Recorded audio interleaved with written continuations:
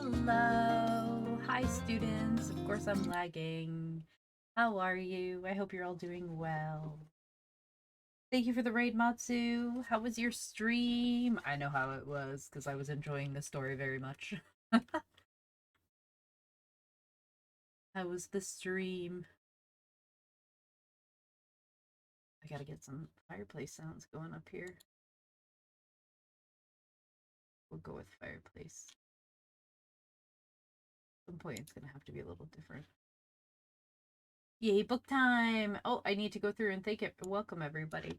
Hello, Anzi. Welcome. Congrats on being first and taking it from Rokas. Welcome, Southwestern. Crusader, welcome in. Absolotl, thank you. Welcome. Blah, blah, blah, blah, blah. Thank you. Welcome in. Bear Clan, welcome in. Matu, thank you for the raid and welcome in. Kintran, hello. Um, let's see who else. Parry the Maverick, hello. Welcome in. So if anybody, oh, congrats on hitting 100 followers, Matsu. Yay! I'm so excited. I was so happy to see the number. Yay.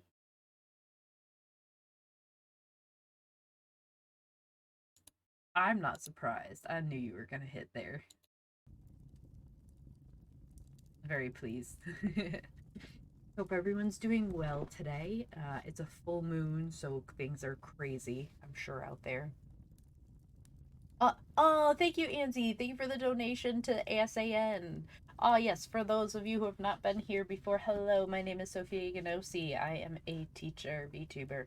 I am going to be reading tonight. This month is Autism Acceptance Month, and I am raising money for ASAN, the Autistic Self-Advocacy Network. We do not speak of the other one with the blue puzzle piece. We do not speak of that organization. ASAN is wonderful because they're led by autistic people for autistic people, and support and all that. They're a great organization. They have some fantastic information out there, and you can follow them over on Twitter as well. We're halfway to the goal. I set the goal lower because I was afraid not to hit the goal, so I'm glad that we're halfway there already 6 days in. How high can we go? Yes, thank you. If you would like to donate, you could hit the little donate button underneath where it usually says subscribe. But yes, soon I'll have a stream with some other autistic VTubers. It'll be super fun. But tonight we are going to be reading The Patchwork Girl of Oz. We ended last stream with the Emerald City of Oz, which is where we left Dorothy and friends. She was Princess Dorothy, and the story of Oz came to an end. Yes, it is a great charity. Nug love. I think Matsu told me that the Emerald City of Oz was supposed to be the last Oz book. This book does have a film adaptation, really. Well, if I can hunt it down. Taking Matsu's advice and staying hydrated. 1914. Oh no, is it Lost Time?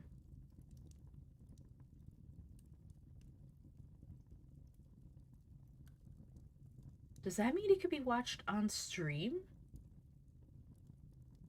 Because it's in the public domain.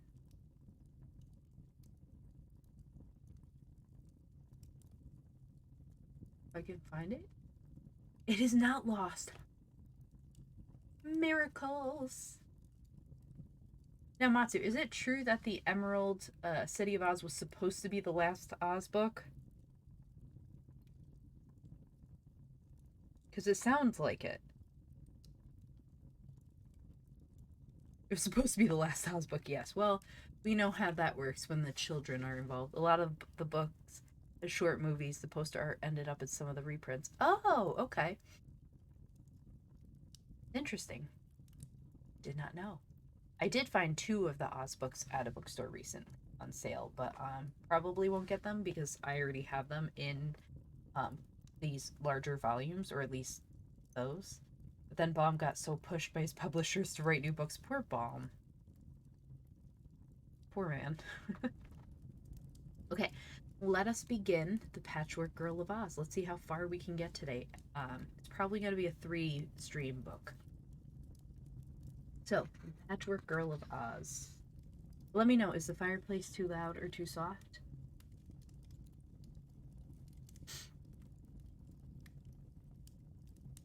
according to his notes in the books.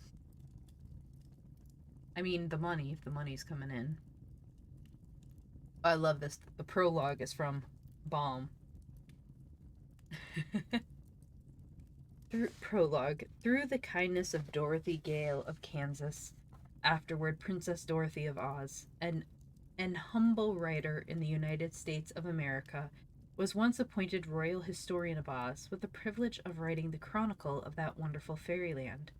But after making 6 books about the adventures of those interesting but queer people who live in the land of Oz, the historian learned with sorrow that by an edict of the supreme ruler, Ozma of Oz, her country would thereafter be rendered invisible to all who lived outside its borders, and that all communication with Oz would, in the future, be cut off. The children who had learned to look for the books about Oz and who loved the stories about the gay and happy people inhabiting that favored country were as sorry as their historian that there would be no more books of Oz stories. They wrote many letters asking if the historian did not know of some adventures to write about that had happened before the land of Oz was shut out from all the rest of the world. But he did not know of any. Finally, one of the children inquired why we couldn't hear from Princess Dorothy by wireless telegraph, which would enable her to communicate to the historian whatever happened in the far-off land of Oz without his seeing her, or even knowing just where Oz is. That seemed a good idea, so the historian rigged up a high tower in his backyard and took lessons in wireless telegraphy until he understood it, and then began to call Princess Dorothy of Oz by sending messages in the air. Now, it wasn't likely that Dorothy would be looking for wireless messages or would heed the call, but one thing the historian was sure of, and that was that the powerful sorceress Glinda would know what he was doing and that he desired to communicate with Dorothy. For Glinda has a big book in which is recorded every event that takes place anywhere in the world, just the moment that it happens, and so of course the book would tell her about the wireless message. Oh, that's clever. He set that up well the last time. And that was the way Dorothy heard that the historian wanted to speak with her, and there was a shaggy man in the land of Oz who knew how to telegraph a wireless reply. The result was that the historian begged so hard to be told the latest news of Oz, so that he could write it down for the children to read, that Dorothy asked permission of Ozma, and Ozma graciously consented. That is why, after 2 long years of waiting, another Oz story is now presented to the children of America. This would not have been possible had not some clever man invented the wireless, and an equally clever child suggested the idea of reaching the mysterious land of Oz by its means. L. Frank Baum, Ozcott, at Hollywood in California, 1913. Ojo and Unc Nucky. "Where's the butter, Unc Nucky?" asked Ojo. Unc looked out of the window and stroked his long beard. Then he turned to the Munchkin boy and shook his head. "Isn't," said he. "Isn't any butter? That's too bad, Unc. Where's the jam, then?" inquired Ojo, standing on a stool so he could look through all the shelves of the cupboard. But Unc Nucky shook his head again. "Gone," he said. "No jam either? And no cake, no jelly, no apples, nothing but bread?" "Hello, Element. Welcome in, sibling." "Shh, nobody here knows I have a family." "Hello, it's nice to see you." "All," said Unc, again stroking his beard as he gazed from the window. The little boy brought the stool and sat beside his uncle, munching the dry bread slowly and seeming in deep thought. "Nothing grows in our yard but the bread tree," he mused, "and there are only 2 more loaves on that tree, and they're not yet ripe yet.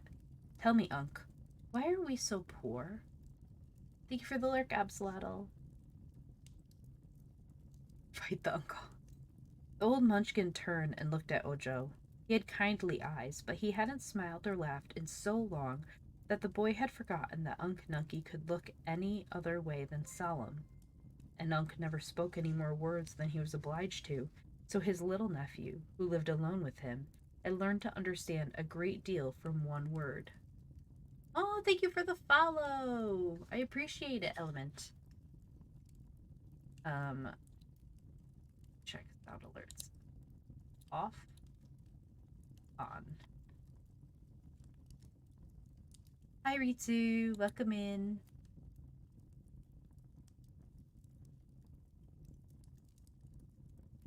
Why are we so poor, Unc? Repeated the boy. Not, said the old munchkin. I think we are, declared Ojo.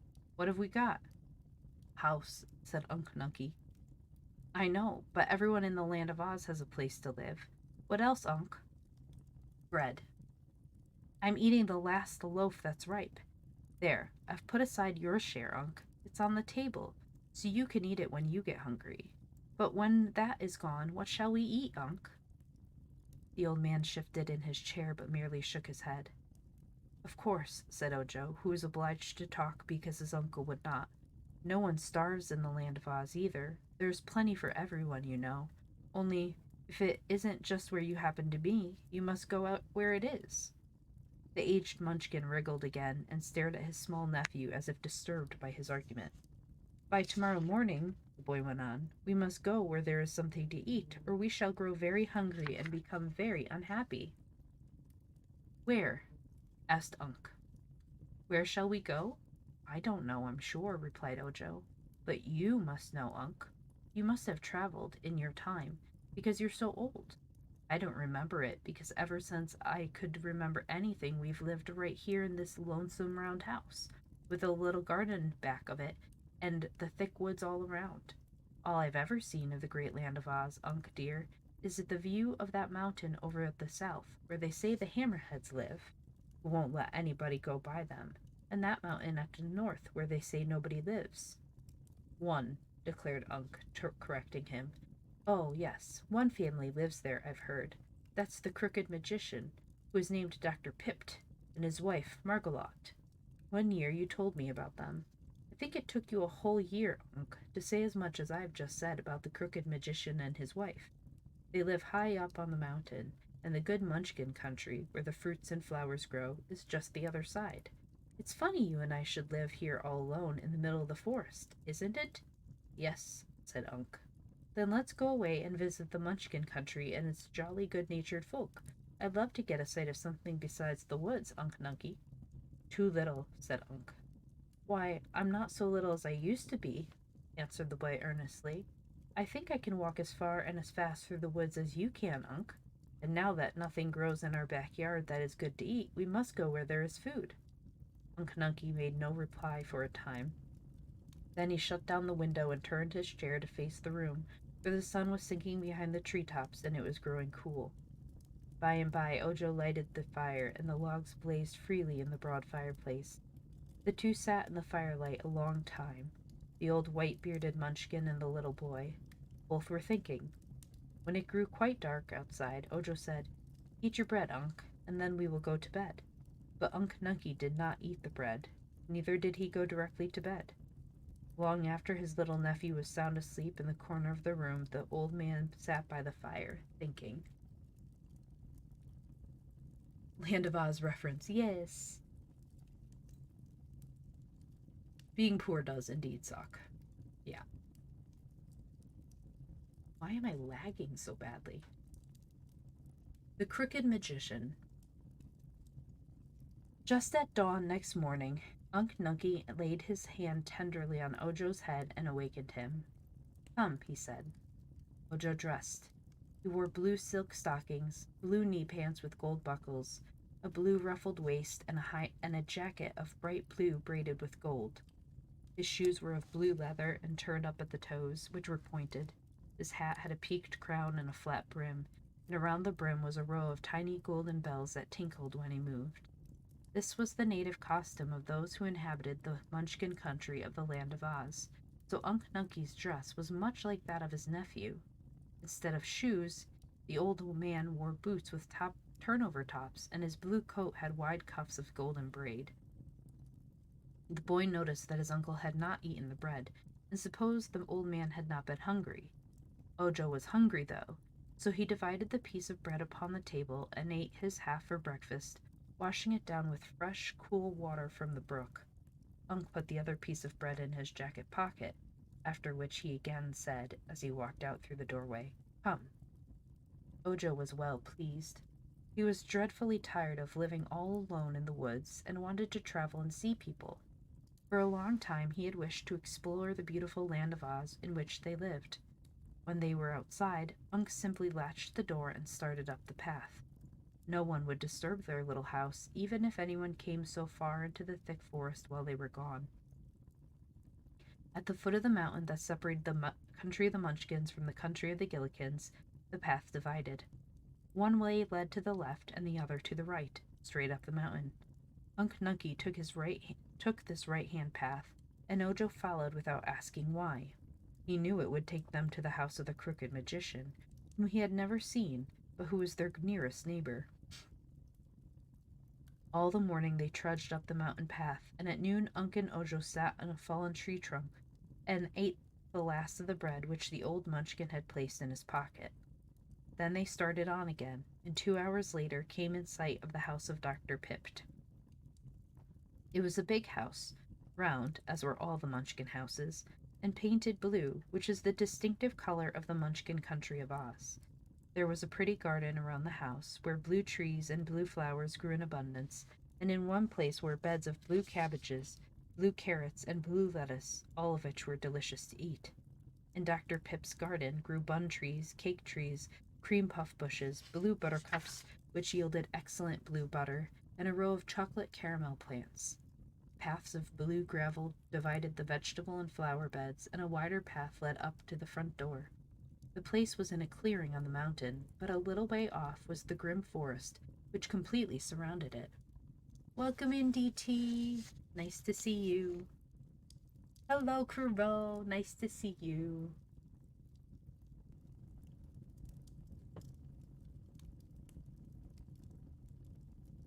Unc knocked at the door.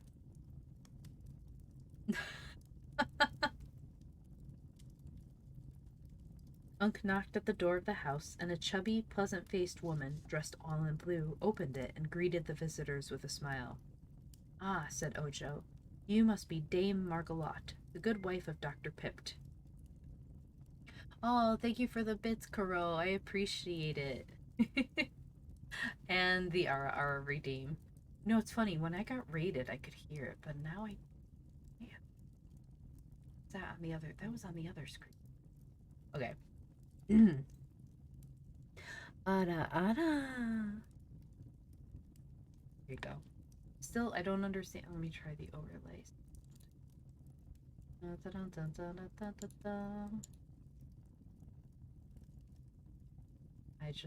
trying to fix something because my sound alerts are not working for me. I don't know if you can hear them. I cannot on this one. A little weird. I've tried turning them on and off and on again too. You could do a better RR than that. Yeah, you guys can. I can't. Fine. Ara ara.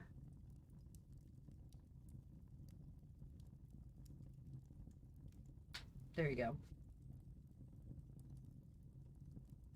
"You must be Dame Margalotte, the good wife of Dr. Pipt." "I am, my dear, and all strangers are welcome to my home."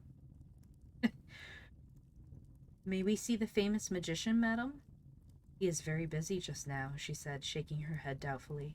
"But come in and let me give you something to eat, for you must have traveled far in order to get to our lonely place." "We have," replied Ojo, as he and Unc entered the house. "We have come from a far lonelier place than this." "A lonelier place? And in the Munchkin country?" she exclaimed. "Then it must be somewhere in the Blue Forest." "It is, good Dame Margalotte." "Dear me," she said, looking at the man. "You must be Unc Nunkie, known as the Silent One." Then she looked at the boy. "And you must be Ojo the Unlucky," she said. "Well, that sucks to have your name there." Let's go. 8 out of 10. I will get an RR too.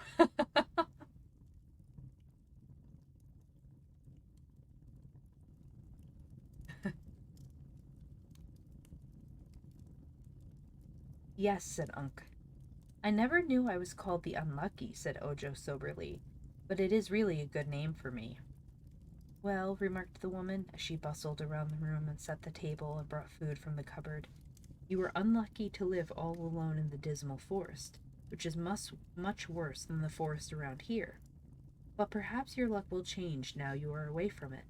If during your travels you can manage to lose that un at the beginning of your name unlucky, you will then become Ojo the Lucky, which will be a great improvement. How can I lose that un, Dame Margalotte? I do not know how, but you must keep the matter in mind, and perhaps the chance will come to you, she replied. Ojo had never eaten such a fine meal in all his life. There was a savory stew, smoking hot, a dish of blue peas, a bowl of sweet milk in a delicate blue tint, and a blue pudding with blue plums in it. When the visitors had eaten heartily of this fare, the woman said to them, Do you wish to see Dr. Pipt on business or for pleasure? Unc shook his head.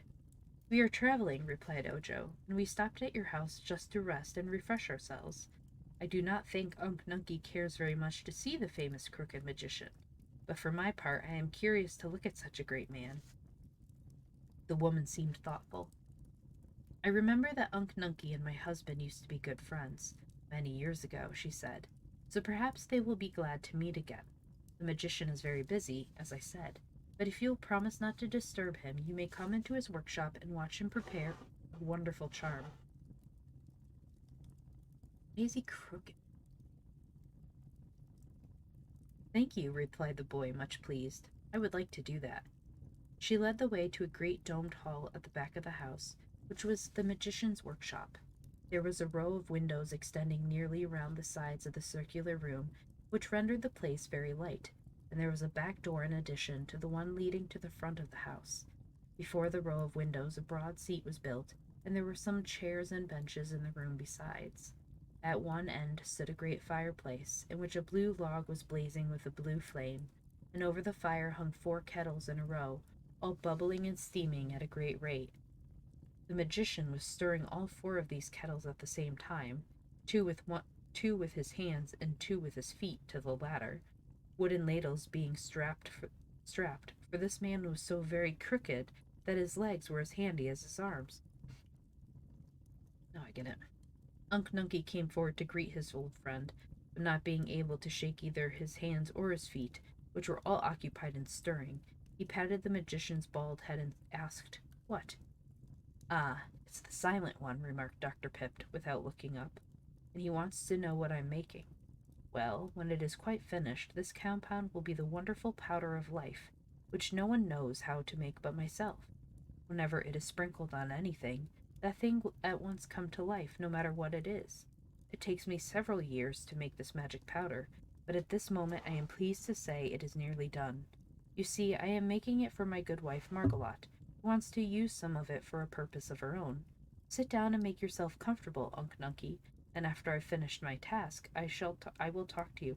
Oh, the magician from Book 2.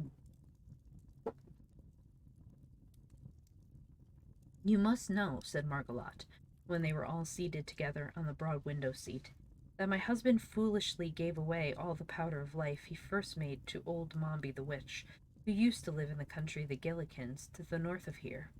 Mombi gave to Dr. Pipt a powder of perpetual youth in exchange for his powder of life, but she cheated him wickedly, for the powder of youth was no good and could work no magic at all. Perhaps the powder of life couldn't either, said Ojo. Yes, it is perfection, she declared. The first lot we tested on our glass cat, which not only began to live, but has lived ever since. She's somewhere around the house now. A glass cat, exclaimed Ojo, astonished. Yes, she makes a very pleasant companion, but admires herself a little more than is considered modest, and she positively refuses to catch mice, explained Margalotte. My husband made the cat some pink brains, but they proved to be too high bred and particular for a cat, so she thinks it is undignified in her to catch mice.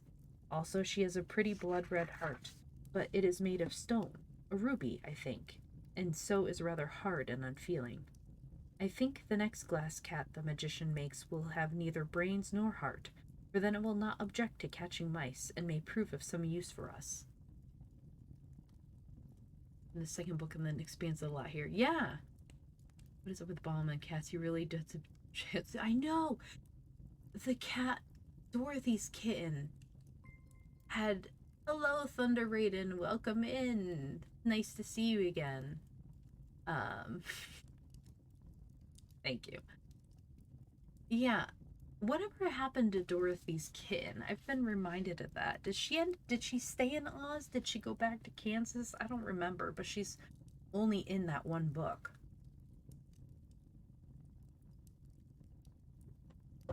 Okay, the kitten did stay in Oz, so why has she not showed up again? Oh, okay, she will later. Because that was weird. Like, Dorothy came back and it was like, "Hello, Bellina." No kitten. Come to think of it, the piglets didn't really show up again either. I mean, there's just such a huge cast. Let's see. "What did old Mombi the witch do with the powder of life your husband gave her?" asked the boy. "She brought Jack Pumpkinhead to life, for one thing," was the reply. "I suppose you've heard of Jack Pumpkinhead. He is now living near the Emerald City and is a great favorite with the Princess Ozma, who rules all the land of Oz." "No, I never heard of him," remarked Ojo. "I'm afraid I don't know much about the land of Oz. You see, I've lived all my life with Unc Nunkie, the Silent One, and there is no one to tell me anything." "That is one reason you are Ojo the Unlucky," said the woman in a sympathetic tone. "The more one knows, the luckier he is, for knowledge is the greatest gift in life. But tell me, please, what you intend to do with this new lot of the powder of life, which Dr. Pipt is making. He said his wife wanted it for some special purpose." "So I do," she answered. "I wanted to bring my patchwork girl to life." "Oh, a patchwork girl? What is that?" Ojo asked, for this seemed even more strange and unusual than a glass cat. "I think I must show you my patchwork girl," said Margolotte, laughing at the boy's astonishment, "for she is rather difficult to explain. But first I will tell you that for many years I have longed for a servant to help me with the housework, and to cook the meals and wash the dishes. No servant will come here because the place is so lonely and out of the way, so my clever husband, the crooked magician, proposed that I make a girl out of some sort of material, and he would make her live by sprinkling over her the powder of life. This seemed an excellent suggestion, and at once Dr. Pipt set to work to make a new batch of this magic powder. He has been at it a long, long while, and so I have had plenty of time to make the girl. Yet that task was not so easy as you may suppose. At first I couldn't think what to make her of, but finally in searching through a chest I came across an old patchwork quilt which my grandmother once made when she was young." "What is a patchwork quilt?" asked Ojo. "When they want to, Crusader." A bed quilt made of patches of different kinds and colors of cloth, all neatly sewed together. The patches are of all shapes and sizes, so a patchwork quilt is a very pretty and gorgeous thing to look at. Sometimes it is called a crazy quilt because the patches and colors are so mixed up. We never have used my grandmother's many-colored patchwork quilt, handsome as it is, for we Munchkins do not care for any color other than blue, so it has been packed away in the chest for about 100 years. When I found it, I said to myself that it would do nicely for my servant girl, for when she was brought to life she would not be proud nor haughty, as the glass cat is, for such a dreadful mixture of colors would discourage her from trying to be as dignified as the blue Munchkins are." Is blue the only respectable color, then?" inquired Ojo. "Yes, for a Munchkin. All our country is blue, you know. But in other parts of Oz, the people favor different colors. At the Emerald City, where our Princess Ozma lives, green is the popular color. But all Munchkins prefer blue to anything else, and when my housework girl is brought to life, she will find herself to be so many unpopular colors that she'll never dare be rebellious or impudent, as servants are sometimes liable to be when they are made the same way their mistresses are." "Rude." Unc Nunkie nodded approval. "Good idea," he said, and that was a long speech for Unc Nunkie because it was 2 words. "So I cut up the quilt," continued Margolotte, "and made from it a very well-shaped girl, which I stuffed with cotton wadding. I will show you what a good job I did." She went to a tall cupboard and threw open the doors. Then she came back, lugging in her arms the Patchwork Girl, which she set upon the bench and propped up so that the figure would not tumble over. The Patchwork Girl. Ojo examined the curious contrivance with wonder. The Patchwork Girl was taller than he when she stood upright, and her body was plump and rounded because it had been so neatly stuffed with cotton. Margolot had first made the girl's form from the patchwork quilt, and then she had dressed it with a patchwork skirt and an apron with pockets in it, using the same gay material throughout. Upon the feet she had sewn a pair of red leather shoes with pointed toes. All the fingers and thumbs of the girl's hands had been carefully formed and stuffed and stitched at the edges, with gold plates at the ends to serve as fingernails. She will have to work when she comes to life, said Margolot. The head of the Patchwork Girl was the most curious part of her. While she waited for her husband to finish making his powder of life, the woman had found ample time to complete the head as her fancy dictated, and she realized that a good servant's head must be properly constructed. The hair was of brown yarn and hung down on her neck in several neat braids. Her eyes were two silver suspender buttons cut from a pair of the magician's old trousers, and they were sewed on with black threads, which formed the pupils of the eyes. Thank you for the stretch and the posture check and the hydrate. I appreciate it, Top Spartan. Do all that while I read. Margolot had puzzled over the ears for some time, for these were important if the servant was to hear distinctly.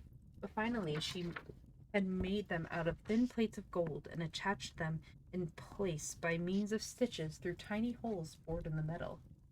Gold is the most common metal in the land of Oz and is used for many purposes because it is soft and pliable.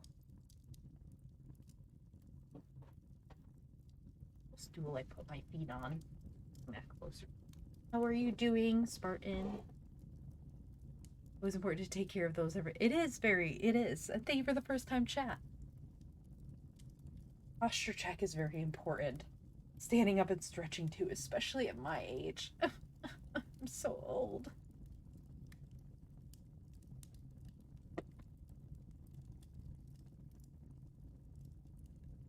See. I'm doing well, thank you. I'm lagging a little for some reason, but I am doing well. The weather is cold today, though. It was very hot the other day, and now it is cold again. I hope you're enjoying the story. I appreciate you coming in. The woman had cut a slit for the Patchwork Girl's mouth and sewn 2 rows of white pearls in it for teeth, using a strip of scarlet plush for a tongue.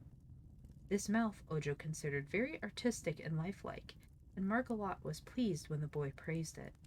There were almost too many patches on the face for the girl for her to be considered strictly beautiful, for one cheek was yellow and the other red, her chin blue, her forehead purple, and the center where her nose had been formed and padded a bright yellow.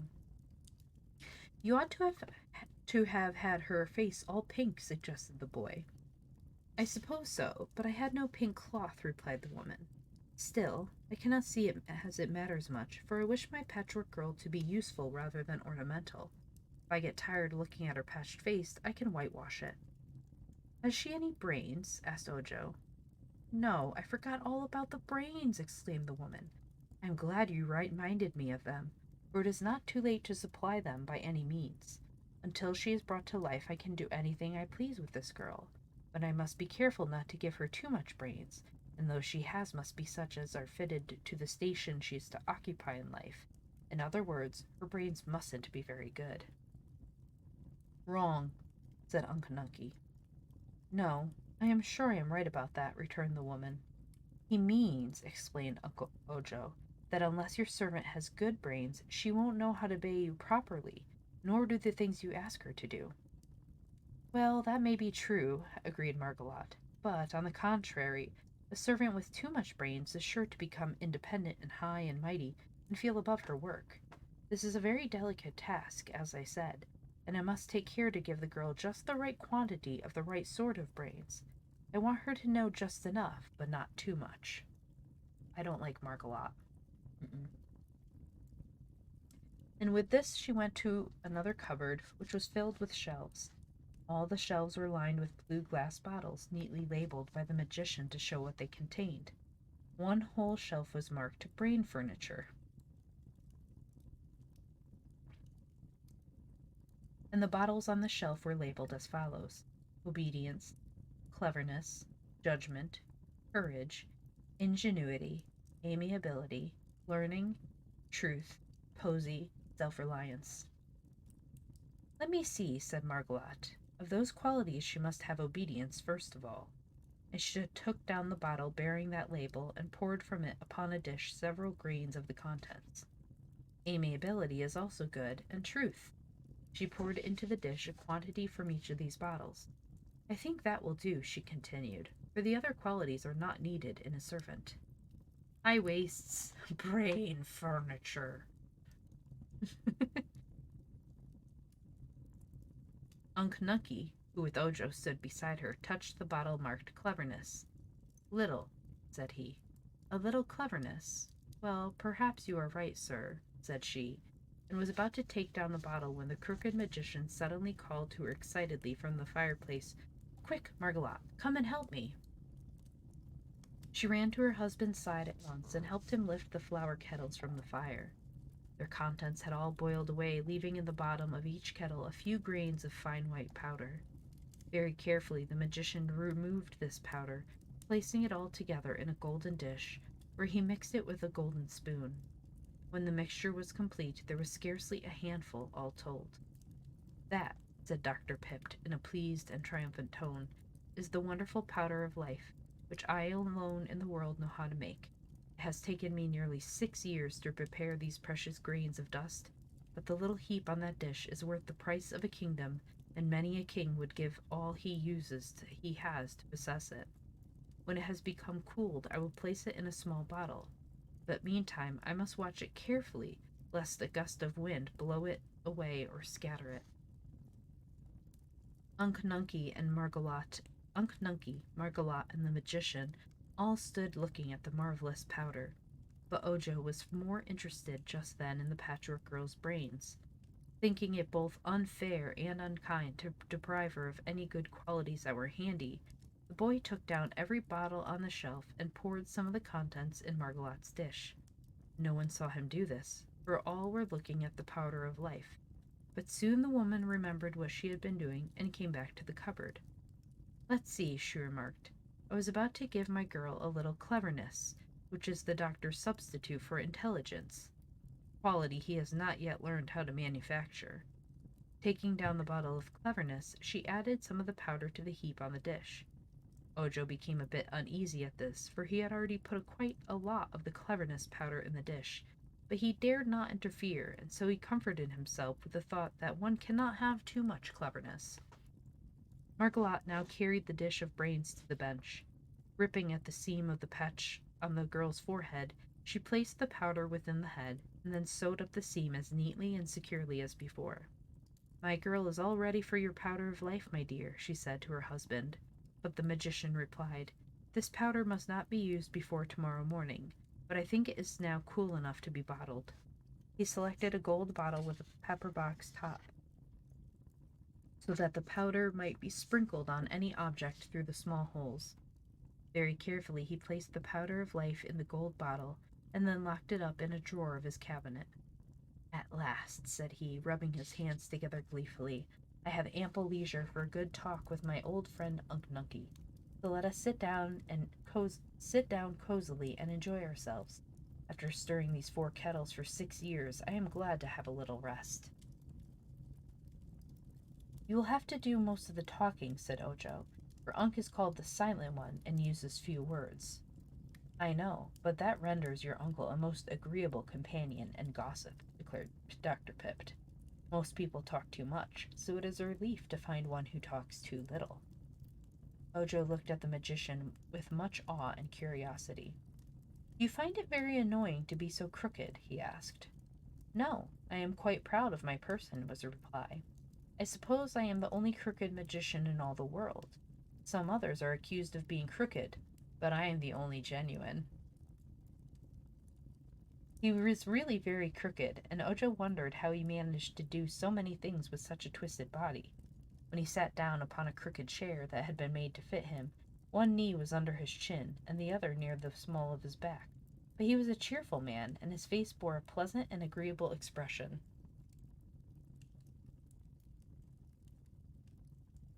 I am not allowed to perform magic, except for my own amusement, he told his visitors as he lighted a pipe with a crooked stem and began to smoke.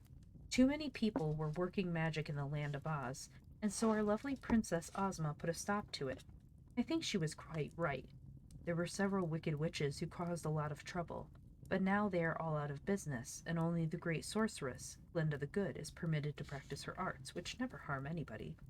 The Wizard of Oz, who used to be a humbug and knew no magic at all, has been taking lessons of Glinda, and I'm told he is getting to be a pretty good wizard, but he is merely the assistant of the great sorceress.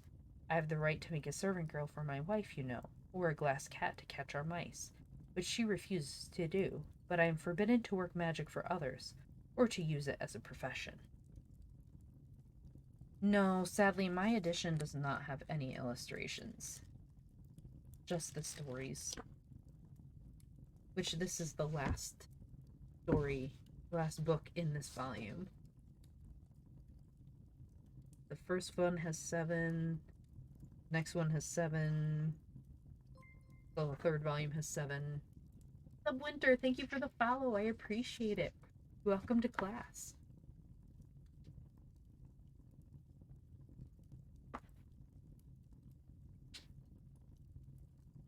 Magic must be very interesting study, said Ojo. It truly is, asserted the magician. In my time I've performed some magical feats that were worthy of the skill of Glinda the Good. For instance, there's the powder of life and my liquid of petrification, which is contained in that bottle on the shelf yonder, over the window. What does the liquid of petrification do? Inquired the boy. Turns everything it touches to solid marble. It's an invention of my own, and I find it very useful. Once 2 of those dreadful Kalidas, who, with bodies like bears and heads like tigers, came here from the forest to attack us. But I sprinkled some of that liquid on them, and instantly they turned to marble. It was at this moment that he knew. He fucked up. Thank you for that. I am made of uncontrollable silliness. Hello, Doey. I love uncontrollable silliness. It's all good. It's so funny. I heard that sound alert, but I can't hear it when I get followed. You did get some good timing. Instantly turned to marble. I now use them as ornamental statuary in my garden. This table looks to you like wood, and once it really was wood, but I sprinkled a few drops of the liquid of petrification on it, and now it is marble. It will never break nor wear out. Fine, said Unc Nucky, wagging his head and stroking his long gray beard.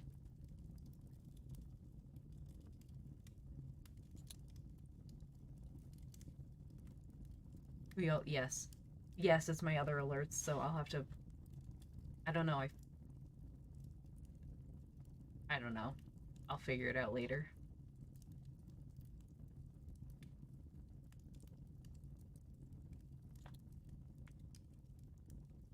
Dear me, what a chatterbox you're getting to be, Unc, remarked the magician, who was pleased with the compliment.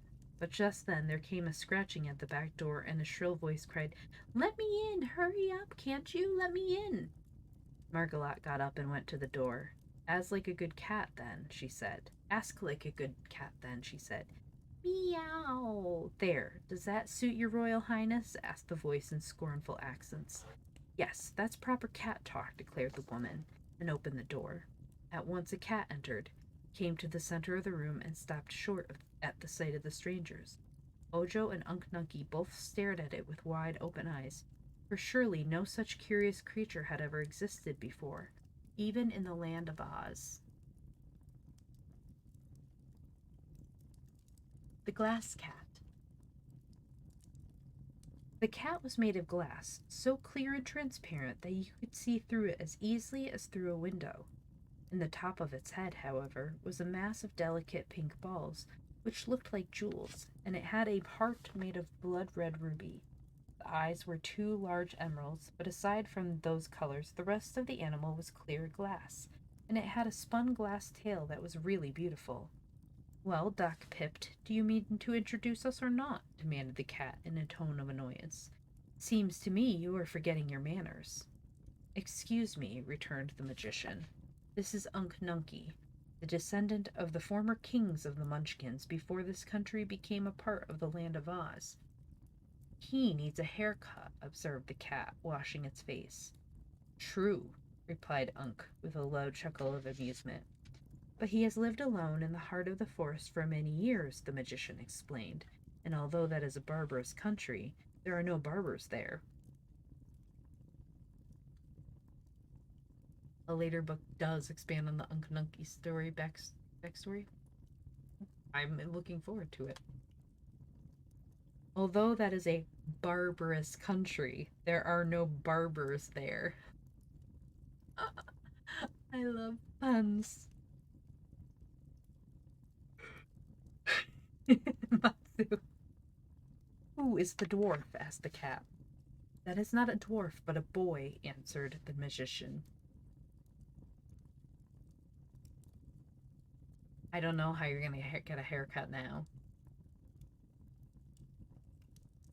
It will sheerly be difficult. I'm sorry, that was terrible. Where's Blebla when we need him?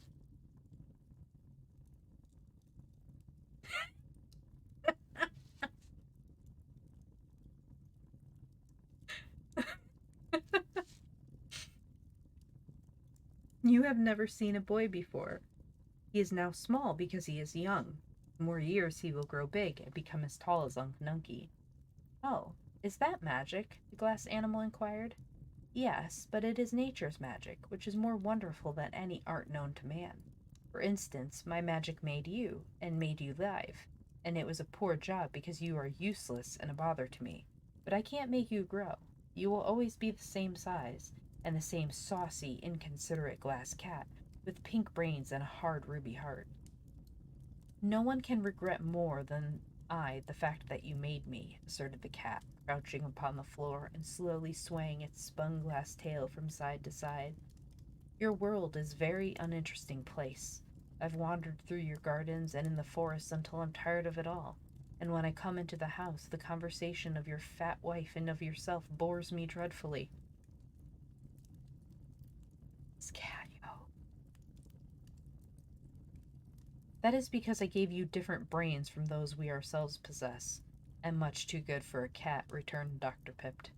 Can't you take it out then and replace him with pebbles so that I won't feel above my station in life? Asked the cat pleadingly. Perhaps so. I'll try it after I brought the Patchwork Girl to life, he said. This cat is vicious. The cat walked up to the bench on which the Patchwork Girl reclined and looked at her attentively. Are you going to make that dreadful thing live? She asked. The magician nodded. It is indeed intended to be my wife's servant maid, he said. When she is alive, she will do all our work and mind the house. You are not to order her around, Bungle, as you do us. You must treat the Patchwork Girl respectfully. I won't. I couldn't respect such a bundle of scraps under any circumstances. If you don't, there will be more scraps than you will like, cried Margolotte angrily. Why didn't you make her pretty to look at? Asked the cat. You made me pretty, very pretty indeed, and I love to watch my pink brains roll around when they're working, and to see my precious red heart beat. She went to a long mirror as she said this, and stood before it looking at herself with an air of much pride. But that poor Patch thing will hate herself once she's alive, continued the cat. If I were you, I'd use her for a mop, and make another servant that is prettier. You have a perverted taste, snapped Margolotte, much annoyed at this frank criticism. I think the Patchwork Girl is beautiful, considering what she's made of. Even the rainbow hasn't as many colors, and you must admit that the rainbow is a pretty thing. The glass cat yawned and stretched herself upon the floor. Have your own way, she said. I'm sorry for the Patchwork Girl, that's all. Ojo and Unk Nunky slept that night in the magician's house, and the boy was glad to stay because he was anxious to see the Patchwork Girl brought to life. The glass cat was also a wonderful creature to little Ojo, who had never seen or known anything of magic before, although he had lived in the fairyland of Oz ever since he was born. Back there in the woods, nothing unusual ever happened. Unc Nunkie, who might have been king of the Munchkins, had not his people united with all the other countries of Oz in acknowledging Ozma as their sole ruler, had retired into this forgotten forest nook with his baby nephew, and they had lived all alone there. Only that he neglected the only that the neglected garden had failed to grow food for them, they would always have lived in the solitary blue forest. But now they had started out to mingle with other people, and the first place they came to proved so interesting that Ojo could scarcely sleep a wink all night. Margolot was an excellent cook and gave them a fine breakfast. While they were all engaged in eating, the good woman said, "This is the last meal I shall have to cook for some time, for right after breakfast Dr. Pipt has promised to bring my new servant to life. I shall let her wash the breakfast dishes and sweep and dust the house. What a relief it will be." "It will, indeed, relieve you of much drudgery," said the magician. "By the way, Margolot, I thought I saw you getting some brains from the cupboard while I was busy with my kettles. What qualities have you given your new servant?" "Only those that an humble servant requires," she answered. "I do not wish her to feel above her station, as the glass cat does. That would make her discontented and unhappy, for of course she must always be a servant." Ojo was somewhat disturbed as he listened to this, and the boy began to fear he had done wrong in adding all those different qualities of brains to the lot Margolot had prepared for the servant. But it was too late now for regret, since all the brains were securely sewn up inside the Patchwork Girl's head. He might have confessed that he had done what he had done, and thus allowed Margolot and her husband to change the brains, but he was afraid of incurring their anger. He believed that Unc had seen him add to the brains, and Unc had not said a word against it. But then Unc never did say anything unless it was absolutely necessary. As soon as breakfast was over, they all went into the magician's big workshop, where the glass cat was lying before the mirror, and the Patchwork Girl lay limp and lifeless upon the bench. "Now then," said Dr. Pipt in a brisk tone, "we shall perform one of the greatest feats of magic possible to man, even in this marvelous land of Oz. In no other country could it be done at all. I think we ought to have a little music while the Patchwork Girl comes to life. It is pleasant to reflect that the first sounds her golden ears will hear will be delicious music." As he spoke, he went to a phonograph, which screwed fast to a small table, and wound up the spring of the instrument and adjusted the big gold horn. "The music my servant will usually hear," remarked Margolot, "will be my orders to do her work, but I see no harm in allowing her to listen to this unseen band while she wakens to her first realization of life. My orders will beat the band afterward." The phonograph was now playing a stirring march tune, and the magician unlocked his cabinet and took out the gold bottle containing the powder of life. They all bent over the bench on which the Patchwork Girl reclined. Unc Nunkie and Margolot stood behind, near the windows, Ojo at one side and the magician in front, where he would have freedom to sprinkle the powder. The glass cat came near, too, curious to watch the important scene. "All ready?" asked Dr. Pipt. "All is ready," answered his wife. So the magician leaned over and shook from the bottle some grains of the wonderful powder, and they fell directly on the Patchwork Girl's head and arms. Terrible accident. Uh-oh.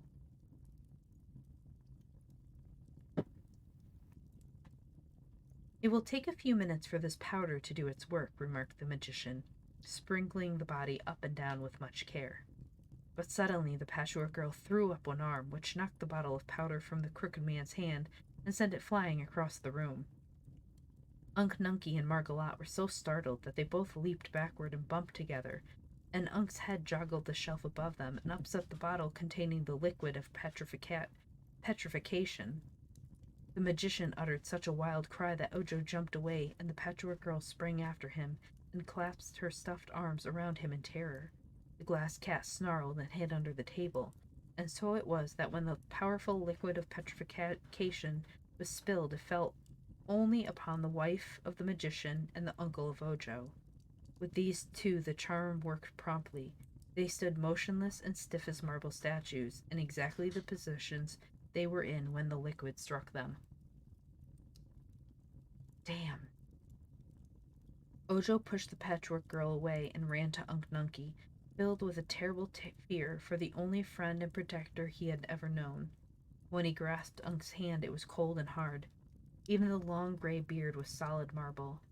The crooked magician was dancing around the room in a frenzy of despair, calling upon his wife to forgive him, to speak to him, to come to life again. The Patchwork Girl, quickly recovering from her fright, now came near and looked from one to another of the people with deep interest. Then she looked at herself and laughed. Noticing the mirror, she stood before it and examined her extraordinary features with amazement. Her button eyes, pearl bead teeth, and puffy nose. Then, addressing a reflection in the glass, she exclaimed, "Wee, but there's a gaudy dame, makes a paint box blush with shame, razzle dazzle, fizzle fazzle, howdy do, miss, what's your name?" She bowed, and the reflection bowed. Then she laughed again, long and merrily, and the glass cat crept out from under the table and said, "I don't blame you for laughing at yourself. Aren't you horrid?" Yeah, this is super dark. I mean, I know they're dark, but damn, I forgot how dark they get. I mean, the first one has beat everything with all the murders. Thank you for the follow, LVG Attack 8774FR. LVG, thank you for the follow. I appreciate it. I hope you enjoy your stay in class. Horrid, she replied.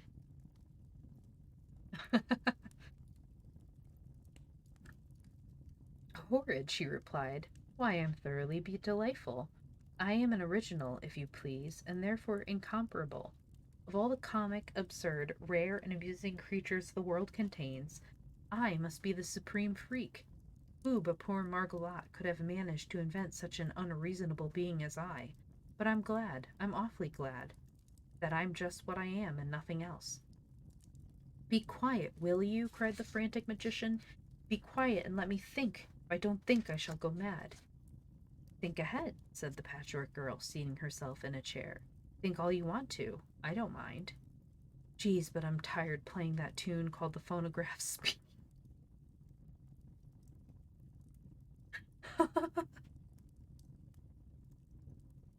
Geez, but I'm tired playing that tune called the phonograph, speaking through its horn in a brazen, scratchy voice. If you don't mind, Pipped, old boy, I'll cut it out and take a rest. The magician looked gloomily at the music machine. What dreadful luck, he wailed despondently. The powder of life must have fallen on the phonograph. He went up to it and found that the gold bottle that contained the precious powder had dropped upon the stand and scattered its life-giving grains over the machine. The phonograph was very much alive and began dancing a jig with the legs of the table to which it was attached, and this dance so annoyed Dr. Pipt that he kicked the thing into a corner and pushed a bench against it to hold it quiet. You were bad enough before, said the magician resentfully, but a live phonograph is enough to drive every sane person in the land of Oz stark crazy. No insults, please, answered the phonograph in a surly tone. You did it, my boy. Don't blame me. It's true. You've bungled everything, Dr. Pipt, added the glass cat contemptuously. Except me, said the Patchwork Girl, jumping up to whirl merrily around the room. I think, said Ojo, almost ready to cry through grief over Unc Nunkie's sad fate, it must all be my fault in some way. I'm called Ojo the Unlucky, you know. That's nonsense, Kitty, retorted the Patchwork Girl cheerfully. No one can be unlucky who has the intelligence to direct his own actions. The unlucky ones are those who beg for a chance to think, like poor Dr. Pip here. What's the row about anyway, Mr. Magic Maker? The liquid of petrification has accidentally fallen upon my dear wife and Unc Nunkie and turned them into marble, he replied sadly. Well, why don't you sprinkle some of the powder of life on them and bring them to life again? Asked the Patchwork Girl. The magician gave a jump. Why, I hadn't thought of that, he joyfully cried, and grabbed up the golden bottle with which he ran to Margolotte. Said the Patchwork Girl, Higgledy-piggledy-dee, what fools magicians be. His head's so thick he can't think quick, so he takes advice from me. I love the limericks. Standing upon the bench, for he was so crooked that he could not reach the top of his wife's head in any other way, Dr. Pipt began shaking the bottle, but not a grain of powder came out. He pulled off the cover, glanced within, and then threw the bottle from him with a wail of despair. Gone, gone, every bit gone, he cried. Wasted on that miserable phonograph when it might have saved my dear wife. Then the magician bowed his head on his crooked arms and began to cry. Ojo was sorry for him. He went up to the sorrowful man and said softly, You can make more powder of life, Dr. Pipt. Yes, but it will take me 6 years, 6 long, weary years of stirring 4 kettles with both feet and both hands, was the agonized reply. 6 years, while poor Margolot stands watching me as a marble image. Can't anything else be done? Asked the Patchwork Girl. The magician shook his head. Then he seemed to remember something and looked up. There was one other compound that could destroy this magic spell of the liquid of petrification and restore my wife and Unc Nunkie to life, said he. It may be hard to find the things I need to make this magic compound, but if they were found, I could do in an instant what will otherwise take 6 long, weary years of stirring kettles with both hands and both feet. All right, let's find the things then, suggested the Patchwork Girl. That seems a lot more sensible than those stirring times with the kettles. That's the idea, Scraps, said the Glass Cat approvingly. I'm glad to find you have decent brains. Mine are exceptionally good. You can see 'em work. They're pink. Scraps? Repeated the girl. Did you call me Scraps? Is that my name? I believe my poor wife had intended to name you Angeline, said the magician. But I like Scraps best, she replied with a laugh. It fits me better, for my patchwork is all scraps and nothing else. Thank you for naming me, Miss Cat. Have you any name of your own? I have a foolish name that Margolot once gave me, but which is quite undignified for one of my importance, answered the cat. She called me Bungle. Yes, sighed the magician, you were a sad bungle, taken it all in all. I was wrong to make you as I did, for a more useless, conceited, and brittle thing never before existed. I'm not so brittle as you think, retorted the cat. I've been alive a good many years, for Dr. Pipt experimented on me with the first magic powder of life he ever made, and so far I've never broken or cracked or chipped any part of me. You seem to have a chip on your shoulder, laughed the Patchwork Girl, and the cat went to the mirror to see. Tell me, pleaded Ojo, speaking to the crooked magician, what must we find to make the compound that will save Unc Nunkie? First, was the reply, I must have a 6-leaved clover. That can only be found in the green country around the Emerald City, and 6-leaved clovers are very scarce even there. I'll find it for you, promised Ojo. The next thing, continued the magician, is the left wing of a yellow butterfly. That color can only be found in the yellow country of the Winkies, west of the Emerald City. I'll find it, declared Ojo. Is that all? Oh, no. I'll get my book of recipes and see what comes next. Saying this, the magician unlocked a drawer of his cabinet and drew out a small book covered with blue leather. Looking through the pages, he found the recipe he wanted and said, I must have a gill of water from a dark well. What kind of a well is that, sir? Asked the boy. One where the light of day never penetrates. The water must be put in a gold bottle and brought to me without any light ever reaching it. Scraps is a good name. I'll get the water from the dark well, said Ojo. Then I must have 3 hairs from the tip of Woozy's tail and a drop of oil from a live man's body. What is a Woozy, please? He inquired. Some sort of an animal. I've never seen one, so I can't describe it, replied the magician. If I can find a Woozy, I'll get the hairs from its tail, said Ojo. But is there ever any oil in a man's body? The magician looked. The Tin Woodman? He's live. Maybe? The magician looked in the book again to make sure.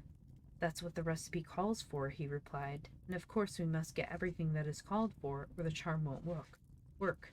The book doesn't say blood, it says oil. and there must be oil somewhere in a live man's body, or the book wouldn't ask for it. All right, returned Ojo, trying not to feel discouraged. I'll try to find it.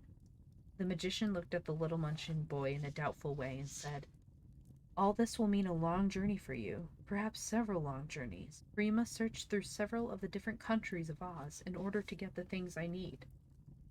I know it, sir, but I must do my best to save Aunt Kanunki, and also my poor wife Margolotte.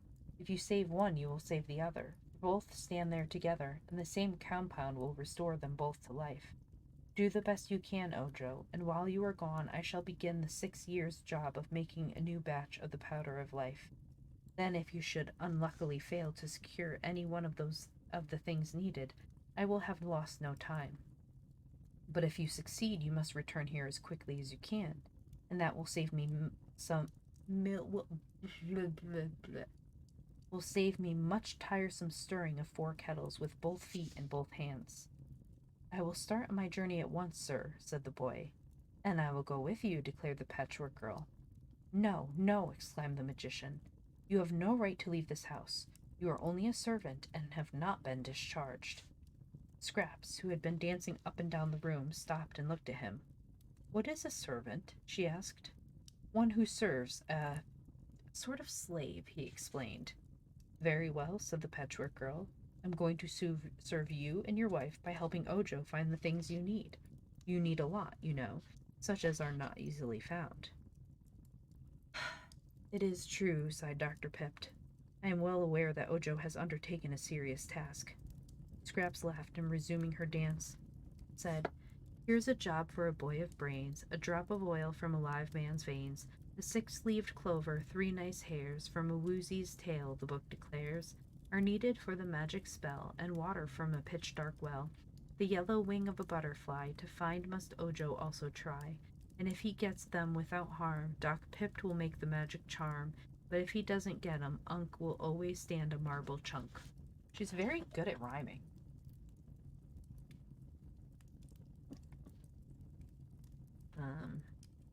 The magician looked at her thoughtfully. Poor Margolotte must have given you some of the quality of poesy by mistake, she said, and if that is true, I didn't make a very good article when I prepared it, or else you got an overdose or an underdose. However, I believe I shall let you go with Ojo, for my poor wife will not need your services until she is restored to life. Also, I think you may be able to help the boy, for your head seems to contain some thoughts I did not expect to find in it. But be very careful of yourself, for you're a souvenir of my dear Margolotte. Try not to get ripped, or your stuffing may fall out. One of your eyes seems loose, and you may have to sew it on tighter. If you talk too much, you'll wear out your scarlet plush tongue, which ought to have been hemmed in on the edges. And remember, you belong to me and must return here as soon as your mission is accomplished. Yeah, it sounds more like prosy. I'm going with Scraps and Ojo, announced the glass cat. You can't, said the magician. Why not? You'd get broken in no time, and you can't be a bit of use to the boy and the Patchwork Girl. I beg to differ with you, returned the cat in a haughty tone. 3 heads are better than 2, and my pink brains are beautiful. You can see 'em work. Well, go along, said the magician irritably. You're only an annoyance, anyhow, and I'm glad to get rid of you. Thank you for nothing, then, answered the cat stiffly. Dr. Pipt took a small basket from a cupboard and packed several things in it. Then he handed it to Ojo. Here is some food and a bundle of charms, he said. It is all I can give you, but I am sure you will find friends on your journey who will assist you in your search. Take care of the Patchwork Girl and bring her safely back, for she ought to prove useful to my wife. As for the glass cat, properly named Bungle, if she bothers you, I now give you permission to break her in 2, for she is not respectful and does not obey me. I made a mistake in giving her the pink brains, you see. Then Ojo went to Unc Nunkie and kissed the old man's marble face very tenderly. I'm going to try to save you, Unc, he said, just as the marble image could hear him. And then he shook the crooked hand of the crooked magician, who was already busy hanging the 4 kettles in the fireplace, and picking up his basket left the house. The Patchwork Girl followed him, and after them came the glass cat.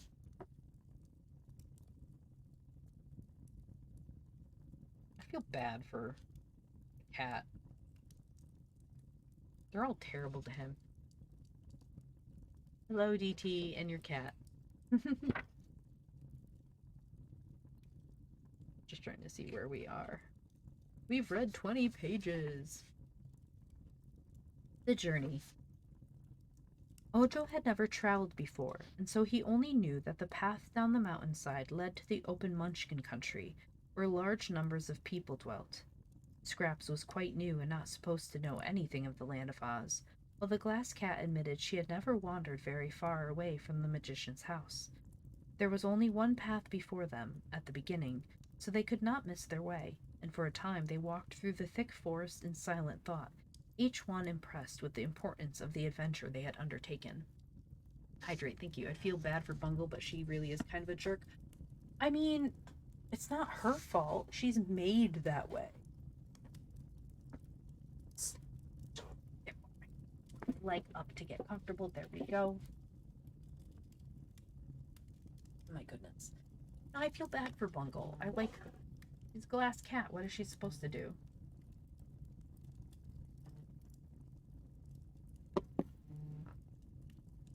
Let's see. Made that way. Oz.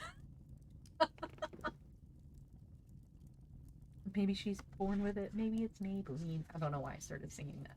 Fine.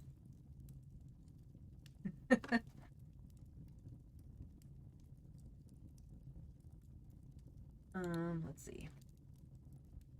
Suddenly the Patchwork Girl laughed. It was funny to see her laugh because her cheeks wrinkled up, her nose tipped, her silver button eyes twinkled, and her mouth curled at the corners in a comical way. Has something pleased you? Asked Ojo, who was feeling solemn and joyless through thinking upon his uncle's sad fate. Maybe she's born with it. Maybe we're not in Kansas anymore.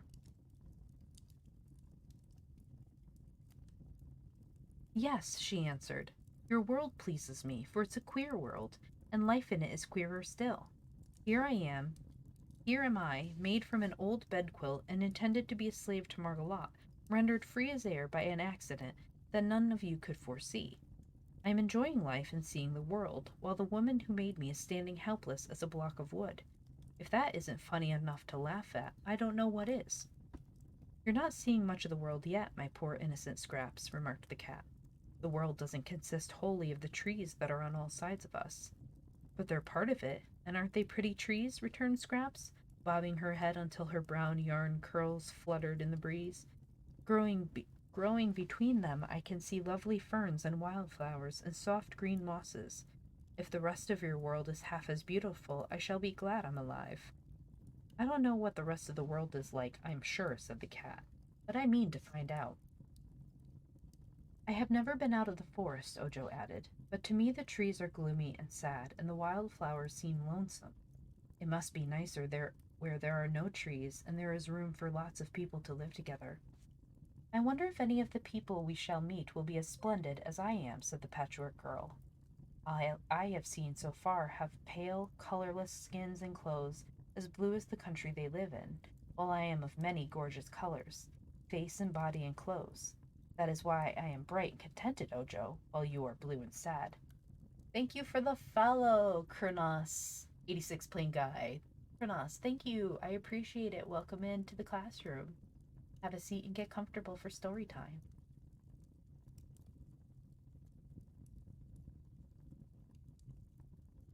I think I made a mistake in giving you so many sorts of brains, observed the boy.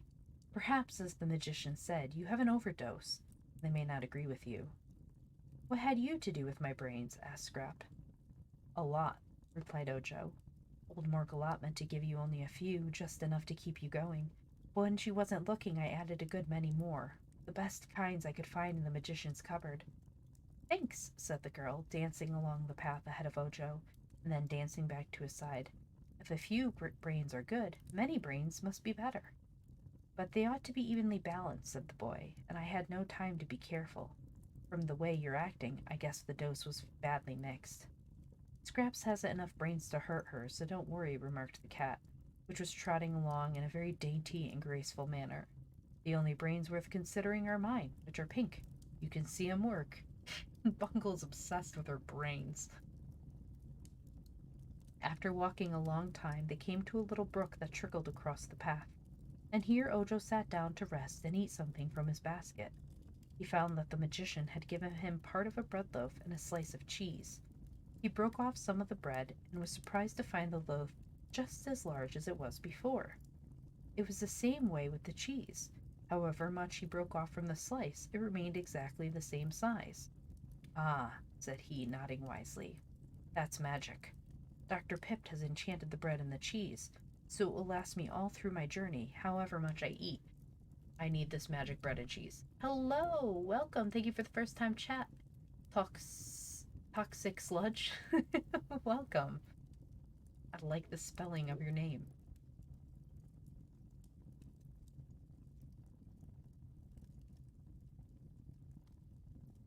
Where are we? Why do you put those things into your mouth? Asked Scraps, gazing at him in astonishment. Do you need more stuffing? Then why don't you use cotton, such as I am stuffed with? I don't need that kind, said Ojo.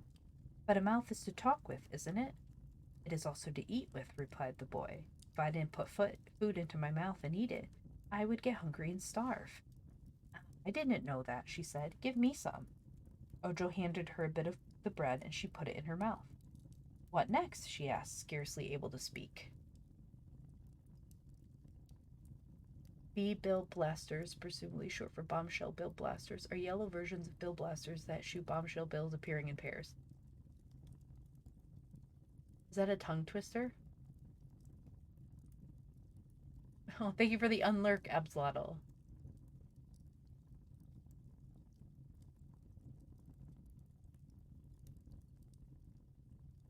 Mario lore? Ah, I have not seen Mario.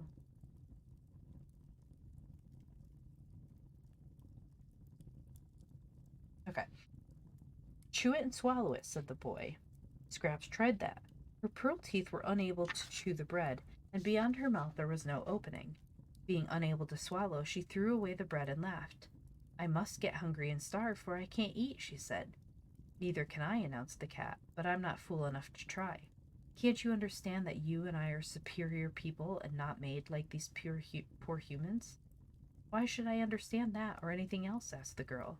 Don't bother my head by asking conundrums, I beg of you. Just let me discover myself in my own way. I love Scraps. Don't make me get into the bullet biffs.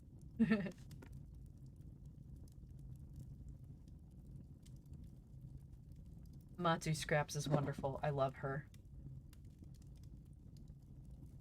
I want to highlight this.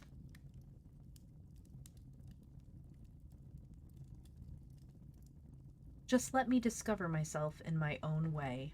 I marked my page. I don't have my little highlight things. Damn it. Wait, I can. Where are my? Hold on. This is a conundrum I'm dealing with. I normally have a little like.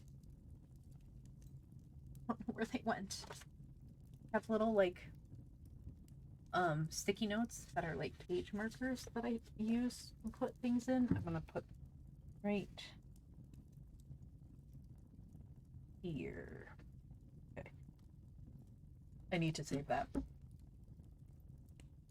With this, she began amusing herself by leaping across the brook and back again. Be careful, or you fall in the water, warned Ojo. Never mind. You'd better. You get wet, you'll be soggy and can't walk. Your colors might run too, he said. Don't my colors run whenever I run? She asked.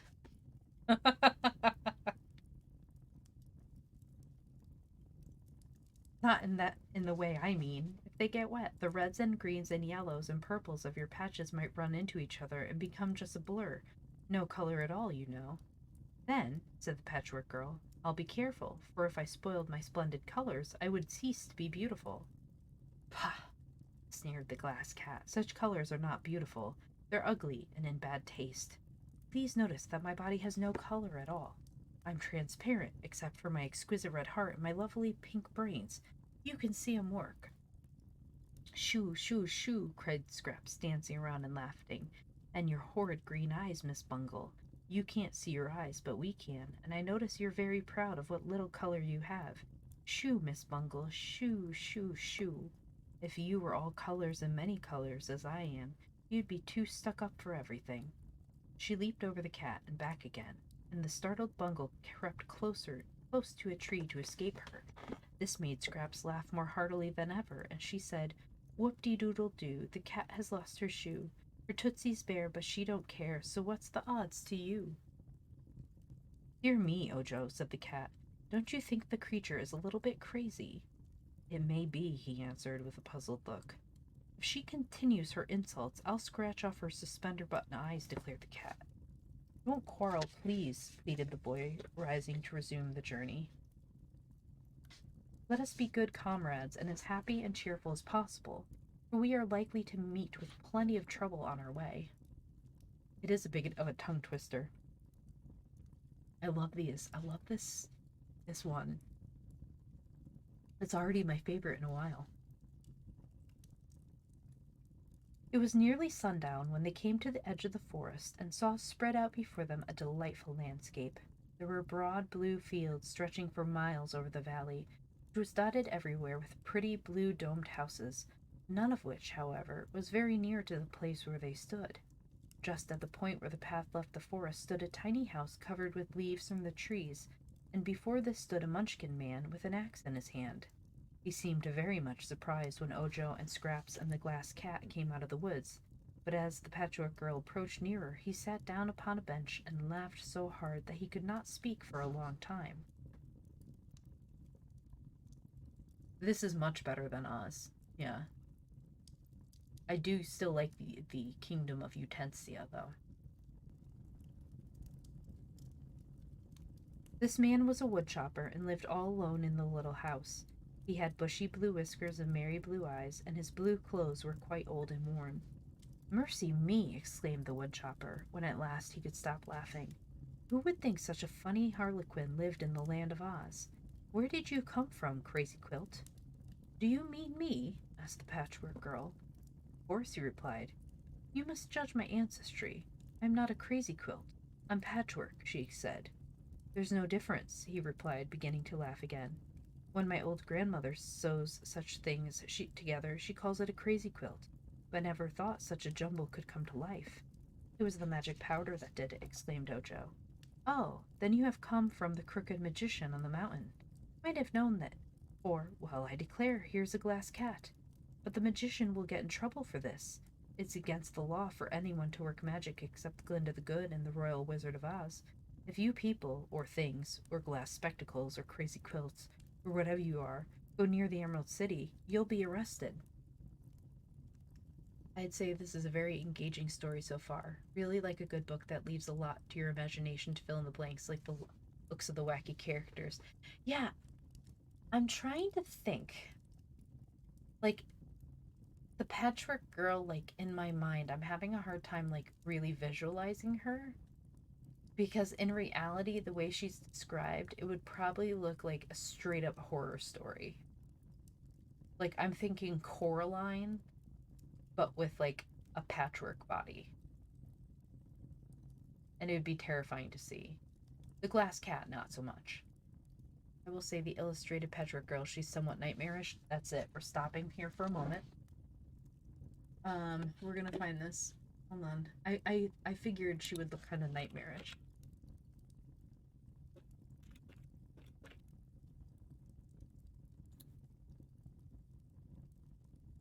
So here's, let me see. I'm trying to get images. I just want the images. I don't want links. Okay. Oh, I forgot to mention, for those of you who, actually, let me update my, you can read a copy here. I keep forgetting to do this. Let me update my stream information to include that. If anyone who's watching would like to follow along with the story, you can get a free copy of the book from Project Gutenberg. It is in the public domain. Something Pinocchio-esque for the Patchwork Girl. This is nightmare hell. I don't like this. Open Open image in new tab. Okay, I'm gonna add browser source for a minute.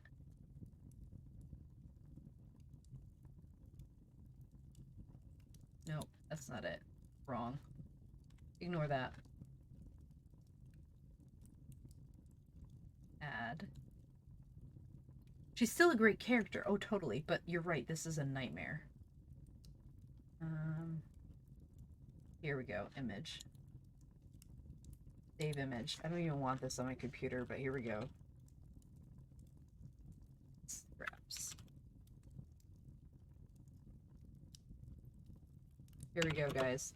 Let's put this on the screen. Oh, I hate it. Thanks, I hate it. There you go. Patchwork girl.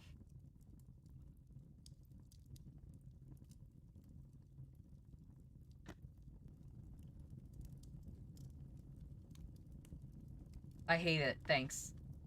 I'm gonna stay right here all stream so you can look at it with me.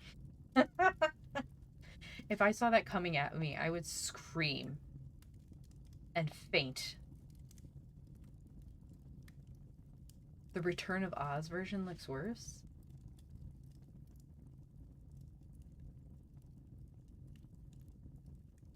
See, I hate clowns.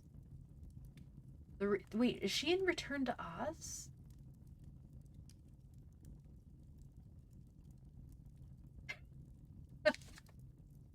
I hate it too. I hate it. Wait, Return?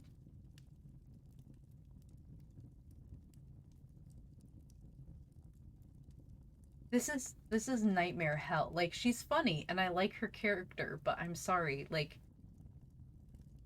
nah, that ain't it.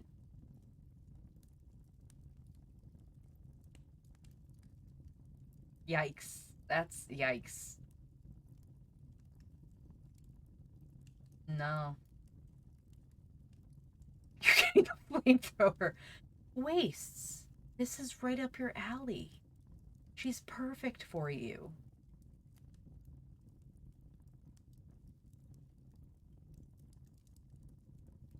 Perfection. Return to Oz had a lot of Oz book. Maybe Scraps appears. Does she really?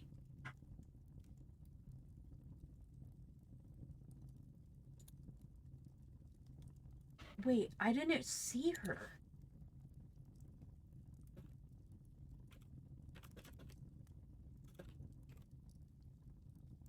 She was portrayed by Doreen Tracy. She's seen in the background at Princess Ozma's coronation. On the Oz Kids, she was voiced for Lori Allen and had numerous infant Patchwork kids. Oh, she had Patchwork kids? Sent you the pic? Okay.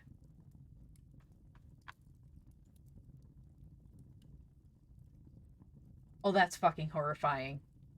Are you serious? That was in the movie? Oh. If I have to see this, so do you. Sorry, guys. Save image. Scraps.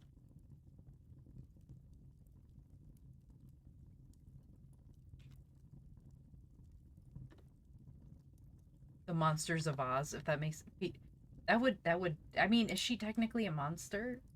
Okay, this apparently... I do not recall seeing her in the film at all.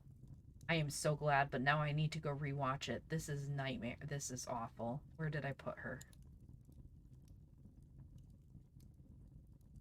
Where the hell did I save it? Save as. Save image. She's there. Why is it not? Oh. Hold on. You guys gotta see it. I'm not letting you escape this hellhole without it. Save image as scraps. Yes, replace. Maybe Creatures of Oz would be... I would say Creatures of Oz. Yeah. I mean, not... I guess she's a creature? Why is this not showing up? It's not showing up in my files. This is hilarious. My computer does not want to save it. PNG, scraps, save, replace, download, image, scraps. Does not want us to see what they look like. No, the computer does not want you to see it. But I will make you see it. Because if I have to see it, god damn it, so do you.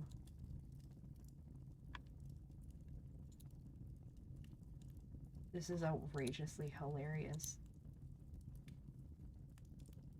Where is it showing up? It's not. Okay, this is hilarious. My computer will not let me show this to you.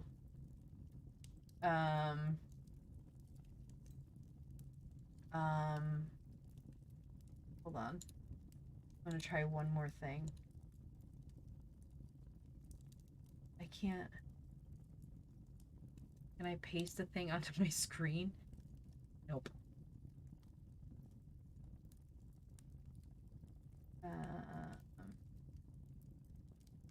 Open link. Load it as a. It won't let me load it. It's saying it's saved as a PNG, but it won't. Let's see. Maybe I'll try it. Let me see. Image.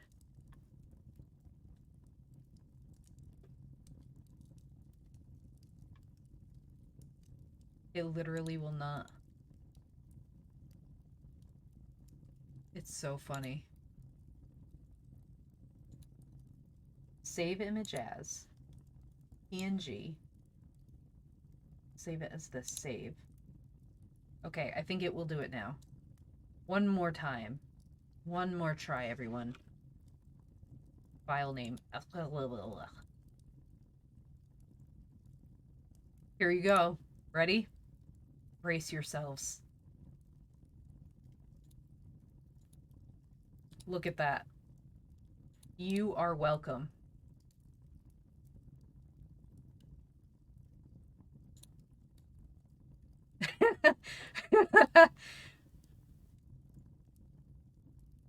There you go.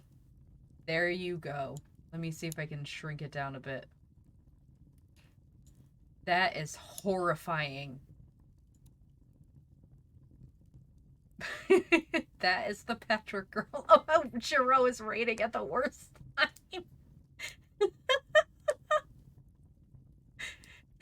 Hello, Jiro. Welcome in. Of all times for the raid.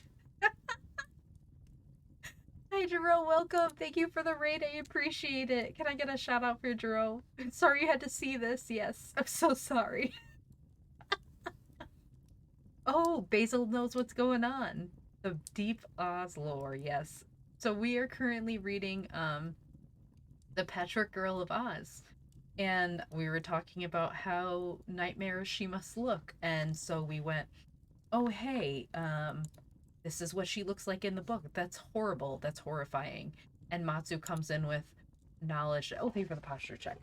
Comes in with the knowledge of, oh hey, she's worse in Return to Oz. I've seen Return to Oz so many times. I love that movie. I have never noticed her. One would think you would notice this in the background. My brain blocked that out. Oh my god, another raid. Hello, Crowbird Cannon. Hello, everyone. Thank you for the raid. I appreciate it. I appreciate it. Welcome in. Oh my goodness. Okay. Welcome, welcome. Everyone gets to see Nightmare. Y'all get nightmare fuel. What happens when you come here? Thank you for the hydrate. I literally just did, but I'll sip again. For everyone coming in with Jiro and Crowbird Cannon, hello, welcome. My name is Sophia Ignosi. I am a teacher. We are currently reading The Patchwork Girl of Oz. I do reading streams 2 times a week and games two times a week. Yes, thank you for giving the book. If anyone is interested in following along or reading a copy, you can find a free copy of the ebook or I think a PDF or text file at Project Gutenberg. Also, feel free to stop in to the Discord server where we read more books and watch movies sometimes. So, yes, this is the Patchwork Girl of Oz for everyone who just came in. This is what she looks like in the book, Horrifying Nightmare. And then Matsu, again, I'm throwing you under the bus, informed us this is what she looks like in the Return to Oz movie. If I had seen her as a child, I never would have read that book again or watched that movie again. You're being janitors together. Ooh. Oh, you were playing Drill and were you guys playing Power Wash Simulator? Yes, this is haunting. This is terrifying. I love that game. We're gonna close this down so I can not have nightmare. Actually, I'm gonna leave this one up so everyone can be forced to look at it. Would I like to join you next time? I love Power Wash Simulator. If you're playing and I'm not doing one of my streams or it's before my stream, absolutely. I'll even wear my bathing suit.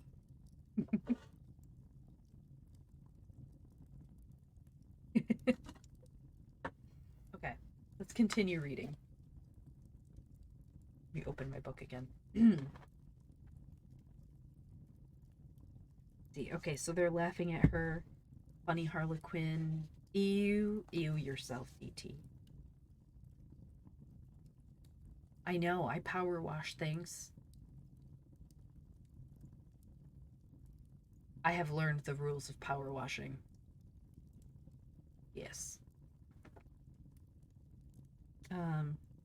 Misjudge my ancestry, critical. You'll be arrested. We're going there anyhow, declared Scraps, sitting up on the bench and swinging her stuffed legs. If any of us takes a rest, we'll be arrested, sure, and get no restitution 'cause the rest we must endure. I see, said the woodchopper, nodding. You are as crazy as the crazy quilt you're made of. She really is crazy, remarked the glass cat. But that isn't to be wondered at when you remember how many different things she's made of. For my part, I'm made of pure glass, except my jewel heart and my pretty pink brains. Did you notice my brains, stranger? You can see 'em work. So I can, replied the woodchopper, but I can't see that they accomplish much. A glass cat. I just realized I have Patchwork Girl all over my screen over here. This is a nightmare. Okay, there we go. Good night, Crow. I appreciate you coming in. Thank you. So I can, replied the woodchopper, but I can't see what they accomplish much. A glass cat is a useless sort of thing, but a patchwork girl is really useful. She makes me laugh, and laughter is the best thing in life. There was once a woodchopper, a friend of mine, who was made of all of tin, and I used to laugh every time I saw him. The Tin Woodman! Nick Chopper. A tin woodchopper, said Ojo. That is strange.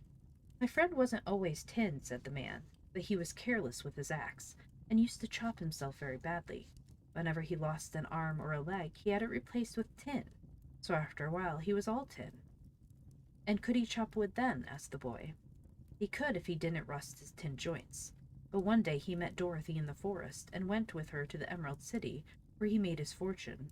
He is now one of the favorites of Princess Ozma. She has made him the Emperor of the Winkies, the country where all is yellow.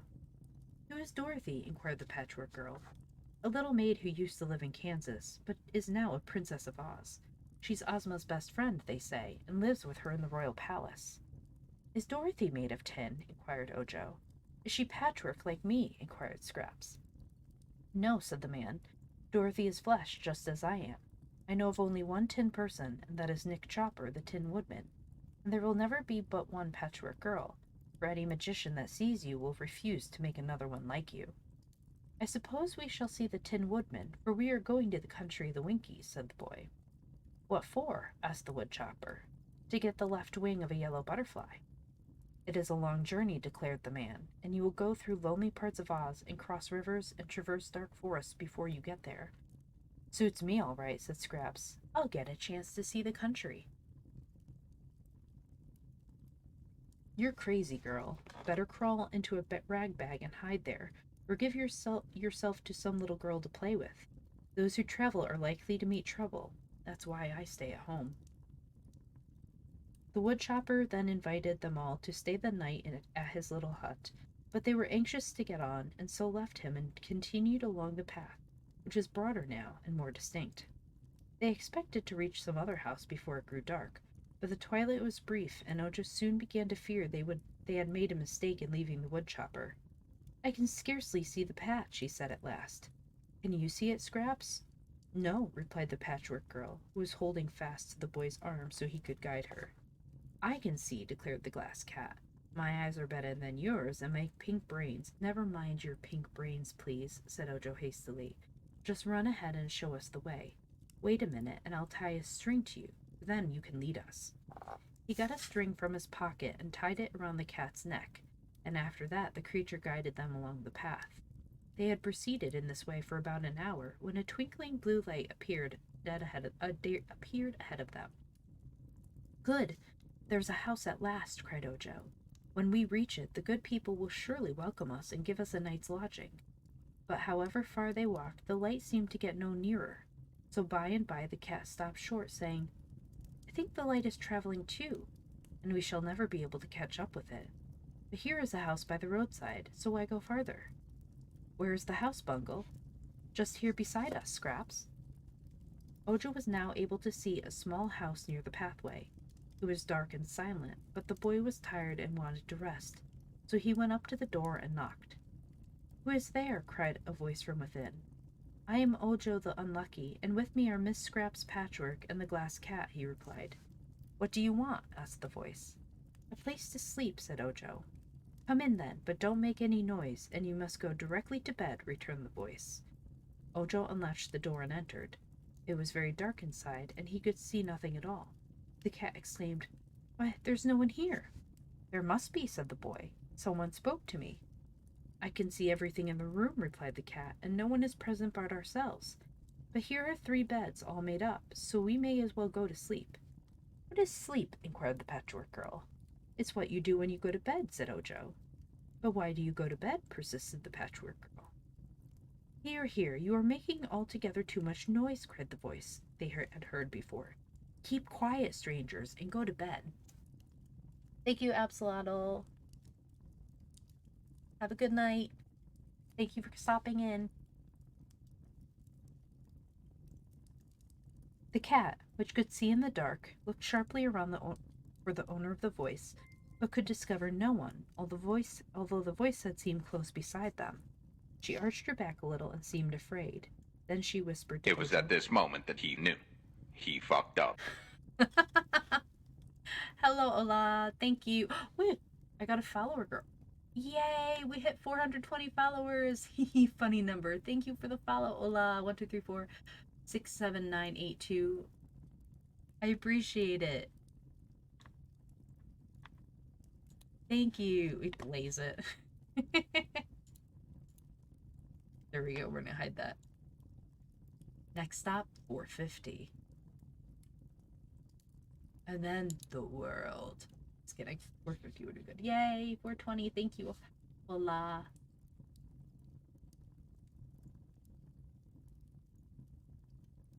She arched her back a little and seemed afraid. Then she whispered to Ojo, Come, and led him to a bed. With his hands, the boy felt of the bed and found it was big and soft, with feather pillows and plenty of blankets. So he took off his shoes and hat and crept into the bed. Then the cat led Scraps to another bed, and the Patchwork Girl was puzzled to know what to do with it. Lie down and keep quiet, whispered the cat warningly. Can't I sing? Asked Scraps. No. Can't I whistle? Asked Scraps. No. Can't I dance till morning if I want to? Asked Scraps. You must keep quiet, said the cat in a soft voice. I don't want to, replied the Patchwork Girl, speaking as loudly as usual.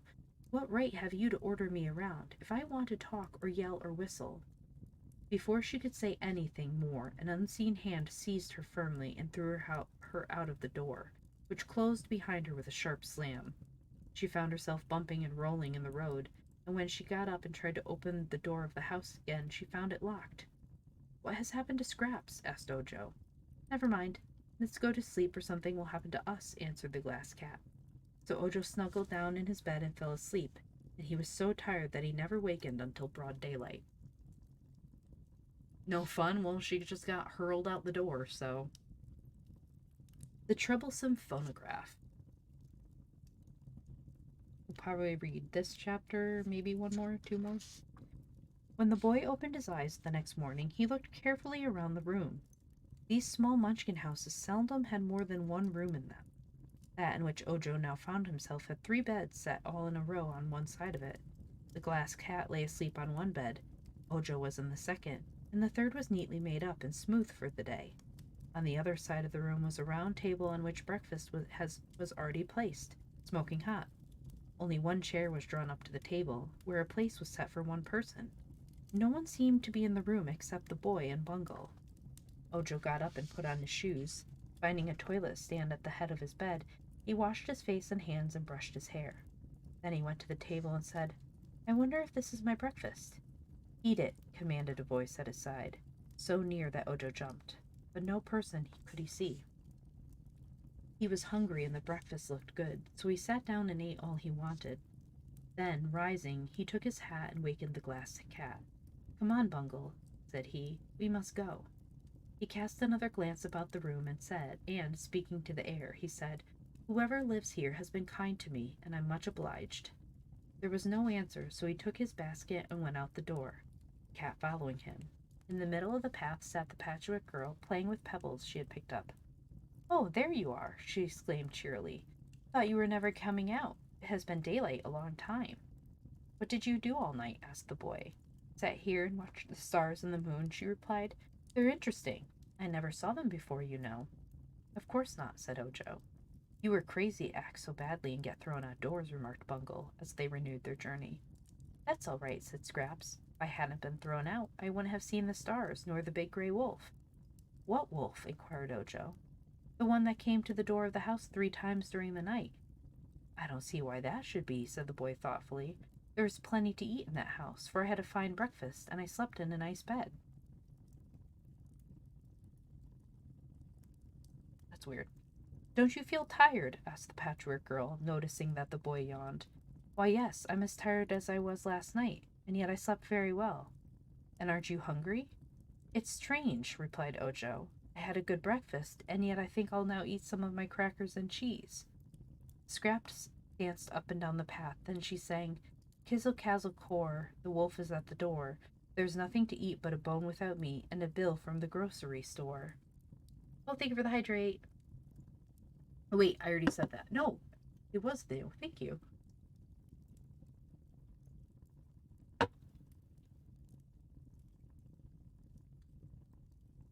"What does that mean?" asked Ojo. "Don't ask me," replied Scraps. "I say what comes into my head, but of course I know nothing of a grocery store or bones without meat or very much else." "No," said the cat. "She's stark, staring, raving crazy, and her brains can't be pink, for they don't work properly." "Ah, they're the brains!" cried Scraps. "Who cares for 'em anyhow? Have you noticed how beautiful my patches are in the sunlight?" Just then they heard a sound as of footsteps pattering along the path behind them, and all 3 turned to see what was coming. To their astonishment, they beheld a small round table running as fast as its 4 spindled legs could carry it, and to the top was screwed fast a phonograph with a big gold horn. "Hold on!" shouted the phonograph. "Wait for me!" "Goodness me! It's that music thing which the crooked magician scattered the powder of life over," said Ojo. "So it is," returned Bungle, in a grumpy tone of voice, and then, as the phonograph overtook them, the glass cat added sternly, "What are you doing here, anyhow?" "I've run away," said the music thing. "After you left, Dr. Pipt and I had a dreadful quarrel, and he threatened to smash me to pieces if I didn't keep quiet. Of course I wouldn't do that, because a talking machine is supposed to talk and make a noise, and sometimes music. So I slipped out of the house while the magician was stirring his 4 kettles, and I've been running after you all night. Now that I've found such pleasant company, I can talk and play tunes all I want to." Ojo was greatly annoyed by this unwelcome addition to their party. At first he did not know what to say to the newcomer, but a little thought decided him not to make friends.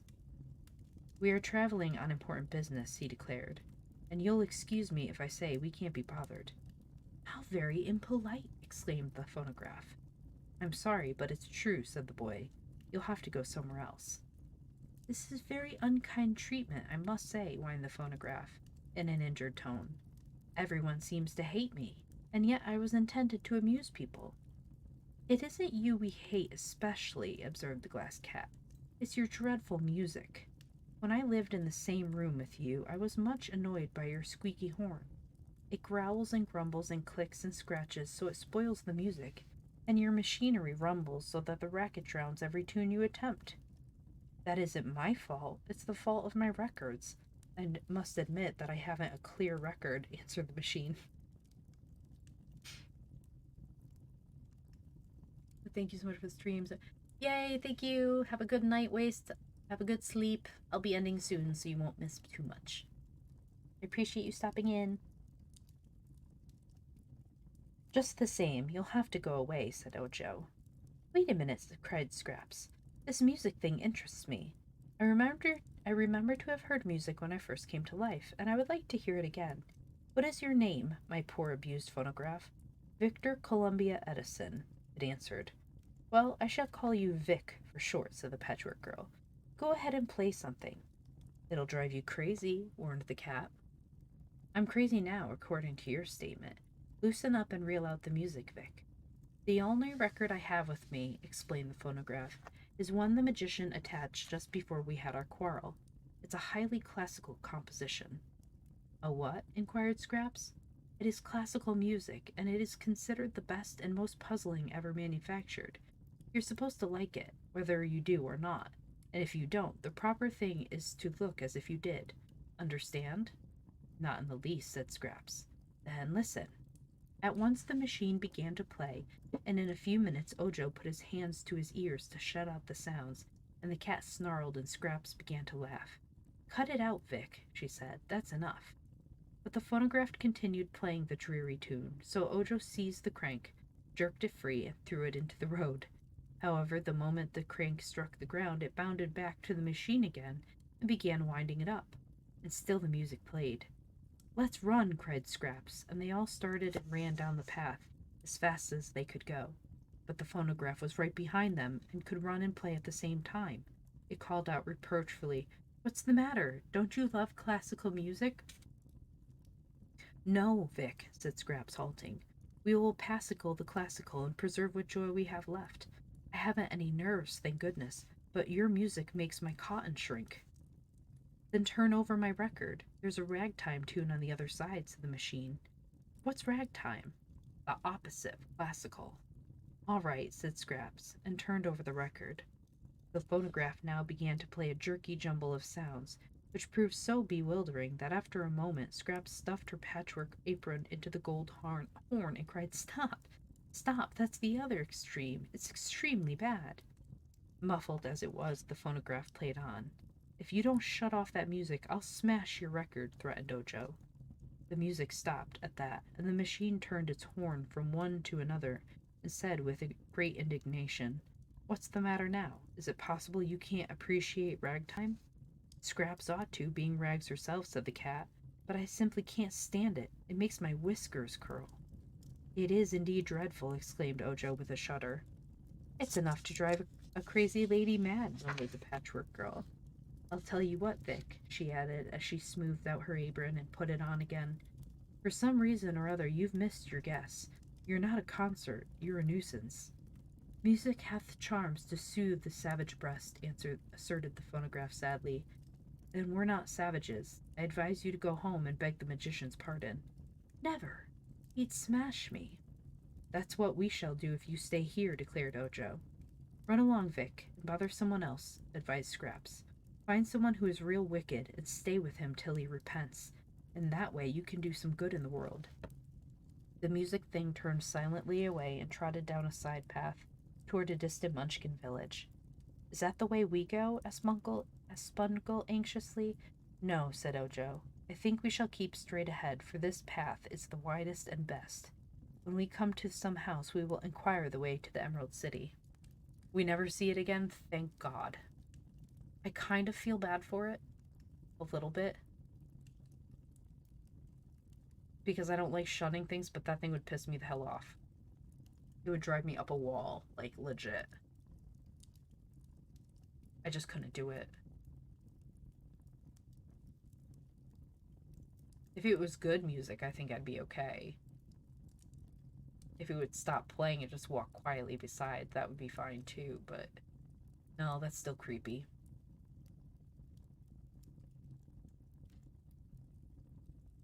Okay, I'll read one more chapter. It's short. The Foolish Owl and the Wise Donkey.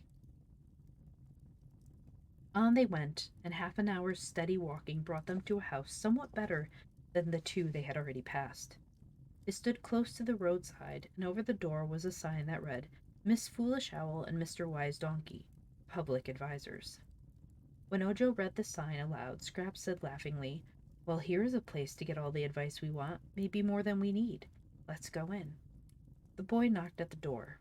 Come in, called a deep bass voice.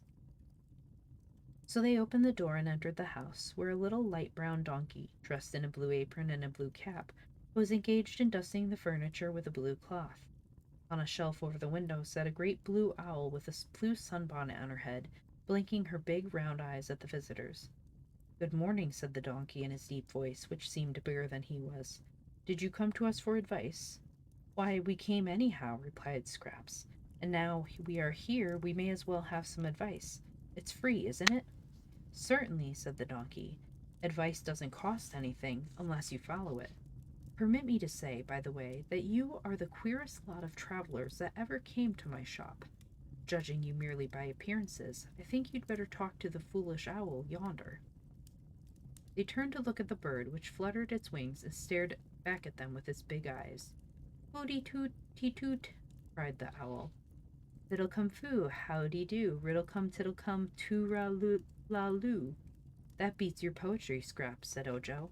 It's just nonsense, declared the glass cat. But it's good advice for the foolish, said the donkey admiringly. Listen to my partner and you can't go wrong, said the owl in a grumbling voice. Patchwork girl has come to life, no one's sweetheart, no one's wife. Lacking sense and loving fun, she'll be snubbed by everyone. Quite a compliment, quite a compliment, I declare, exclaimed the donkey, turning to look at Scraps. You are certainly a wonder, my dear, and I fancy you'd make a splendid pincushion. If you belonged to me, I'd wear smoked glasses when I looked at you. Why? Asked the Patchwork girl. Because you are so gay and gaudy. It is my beauty that dazzles you. Hi, Ike, welcome in. Thank you for the resub. I appreciate it. How are you doing?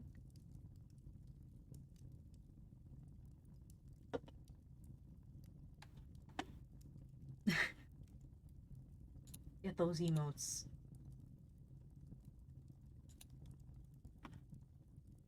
Pretty good? Excellent. Okay, let's see. It is my beauty that dazzles you, she asserted. You Munchkin people all strut around in your stupid blue color while You are wrong in calling me a Munchkin, interrupted the donkey.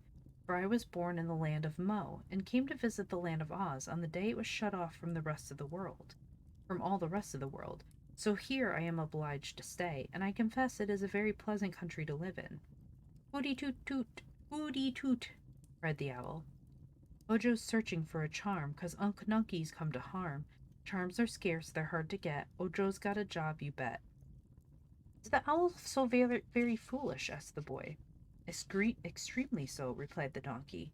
Notice what vulgar expressions she uses. But I admire the owl for the reason that she is positively foolish.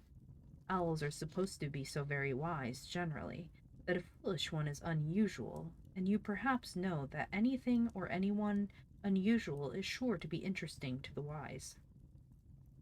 The owl flapped its wings again, muttering these words. It's hard to be a glassy cat. No cat can be more hard than that. She's so transparent every act is clear to us, and that's a fact. Have you noticed my pink brains? Inquired Bungle proudly. You can see 'em work. Not in the daytime, said the donkey. She can't see very well by day, poor thing. But her advice is excellent. Advise you all to follow it. The owl hasn't given us any advice as yet, the boy declared. No? Then what do you call all those sweet poems? Just foolishness, replied Ojo. Scraps does the same thing. Foolishness, of course, to be sure. The foolish owl must be foolish, or she wouldn't be the foolish owl. You are very complimentary to my partner indeed, asserted the donkey, rubbing his front hoofs together as if highly pleased. The sign says that you are wise, remarked Scraps to the donkey. I wish you would prove it. With great pleasure, returned the beast. Put me to the test, my dear Patches, and I'll prove my wisdom in the wink of an eye. What is the best way to get to the Emerald City? Asked Ojo. Walk, said the donkey. I know, but what road shall I take? Was the boy's next question. The road of yellow bricks, of course. It leads directly to the Emerald City. And how shall we find the road of yellow bricks? By keeping along the path you have been following. You'll come to the yellow bricks pretty soon, and you'll know them when you see them because they're the only yellow things in the blue country. Thank you, said the boy. At last you have told me something. Is that the extent of your wisdom? Asked Scraps. No, replied the donkey. I know many other things, but they wouldn't interest you. So I'll give you a last word of advice. Move on. For the sooner you do that, the sooner you'll get to the Emerald City of Oz. Hooty tooty tooty too, screeched the owl. Off you go, fast or slow. Where you're going, you don't know. Patches, Bungle, Munchkin, lad, facing fortunes good and bad, meeting dangers grave and sad, sometimes worried, sometimes glad. Where you're going, you don't know, nor do I, but off you go. Sounds like a hint to me, said the Patchwork Girl. Then let's take it and go, replied Ojo. They said goodbye to the wise donkey and the foolish owl, and at once resumed their journey. And we end there for the night. Oh, that cracks. So, I'm really, really liking this one so far. Not gonna lie. It's really fun. I've enjoyed it. It is good. I like the Patchwork Girl. Matsu was correct. It is a good one. Oh, very good. All right, let's see.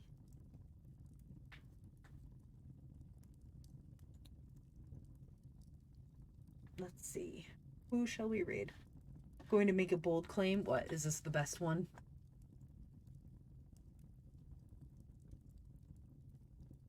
Post Emerald City books are some of the best. I don't think that's necessarily a bold claim.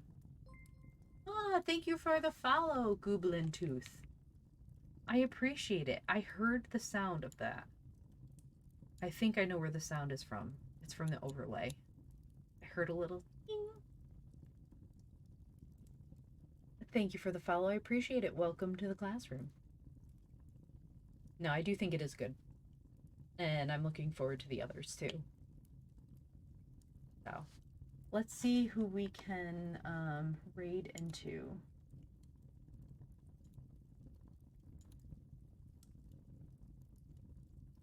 Take a look. See if any of my siblings arrive.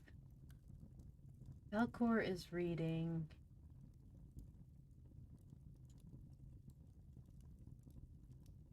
You know what? Screw it. Let's just go.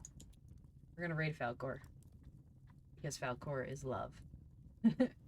So let's go over there. Everyone get ready for the raid. I appreciate you all. Yes, we are finishing up, but let's see, today's Thursday. On Sunday, I will be playing Fallout 76, I believe, with Crusader Corrupted and Kurosama. On Monday, I will be playing more, let's see, I don't think Horizon will be out yet on Monday. No, Monday will be more of, Control. And then Wednesday will be our new book. I still haven't decided if we're reading Heidi or the Princess and the Goblin yet. And then Thursday will be more of Patchwork Girl. I hope we are, yeah. Thank you for coming in, Top Spartan. I appreciate it. Hope to see you again soon. Alright, get ready to raid Falcor. I'm not sure what she's reading right now. But if everyone likes reading and quiet and calm, Falcor is amazing. She's super sweet. Alright, see everybody later. Bye.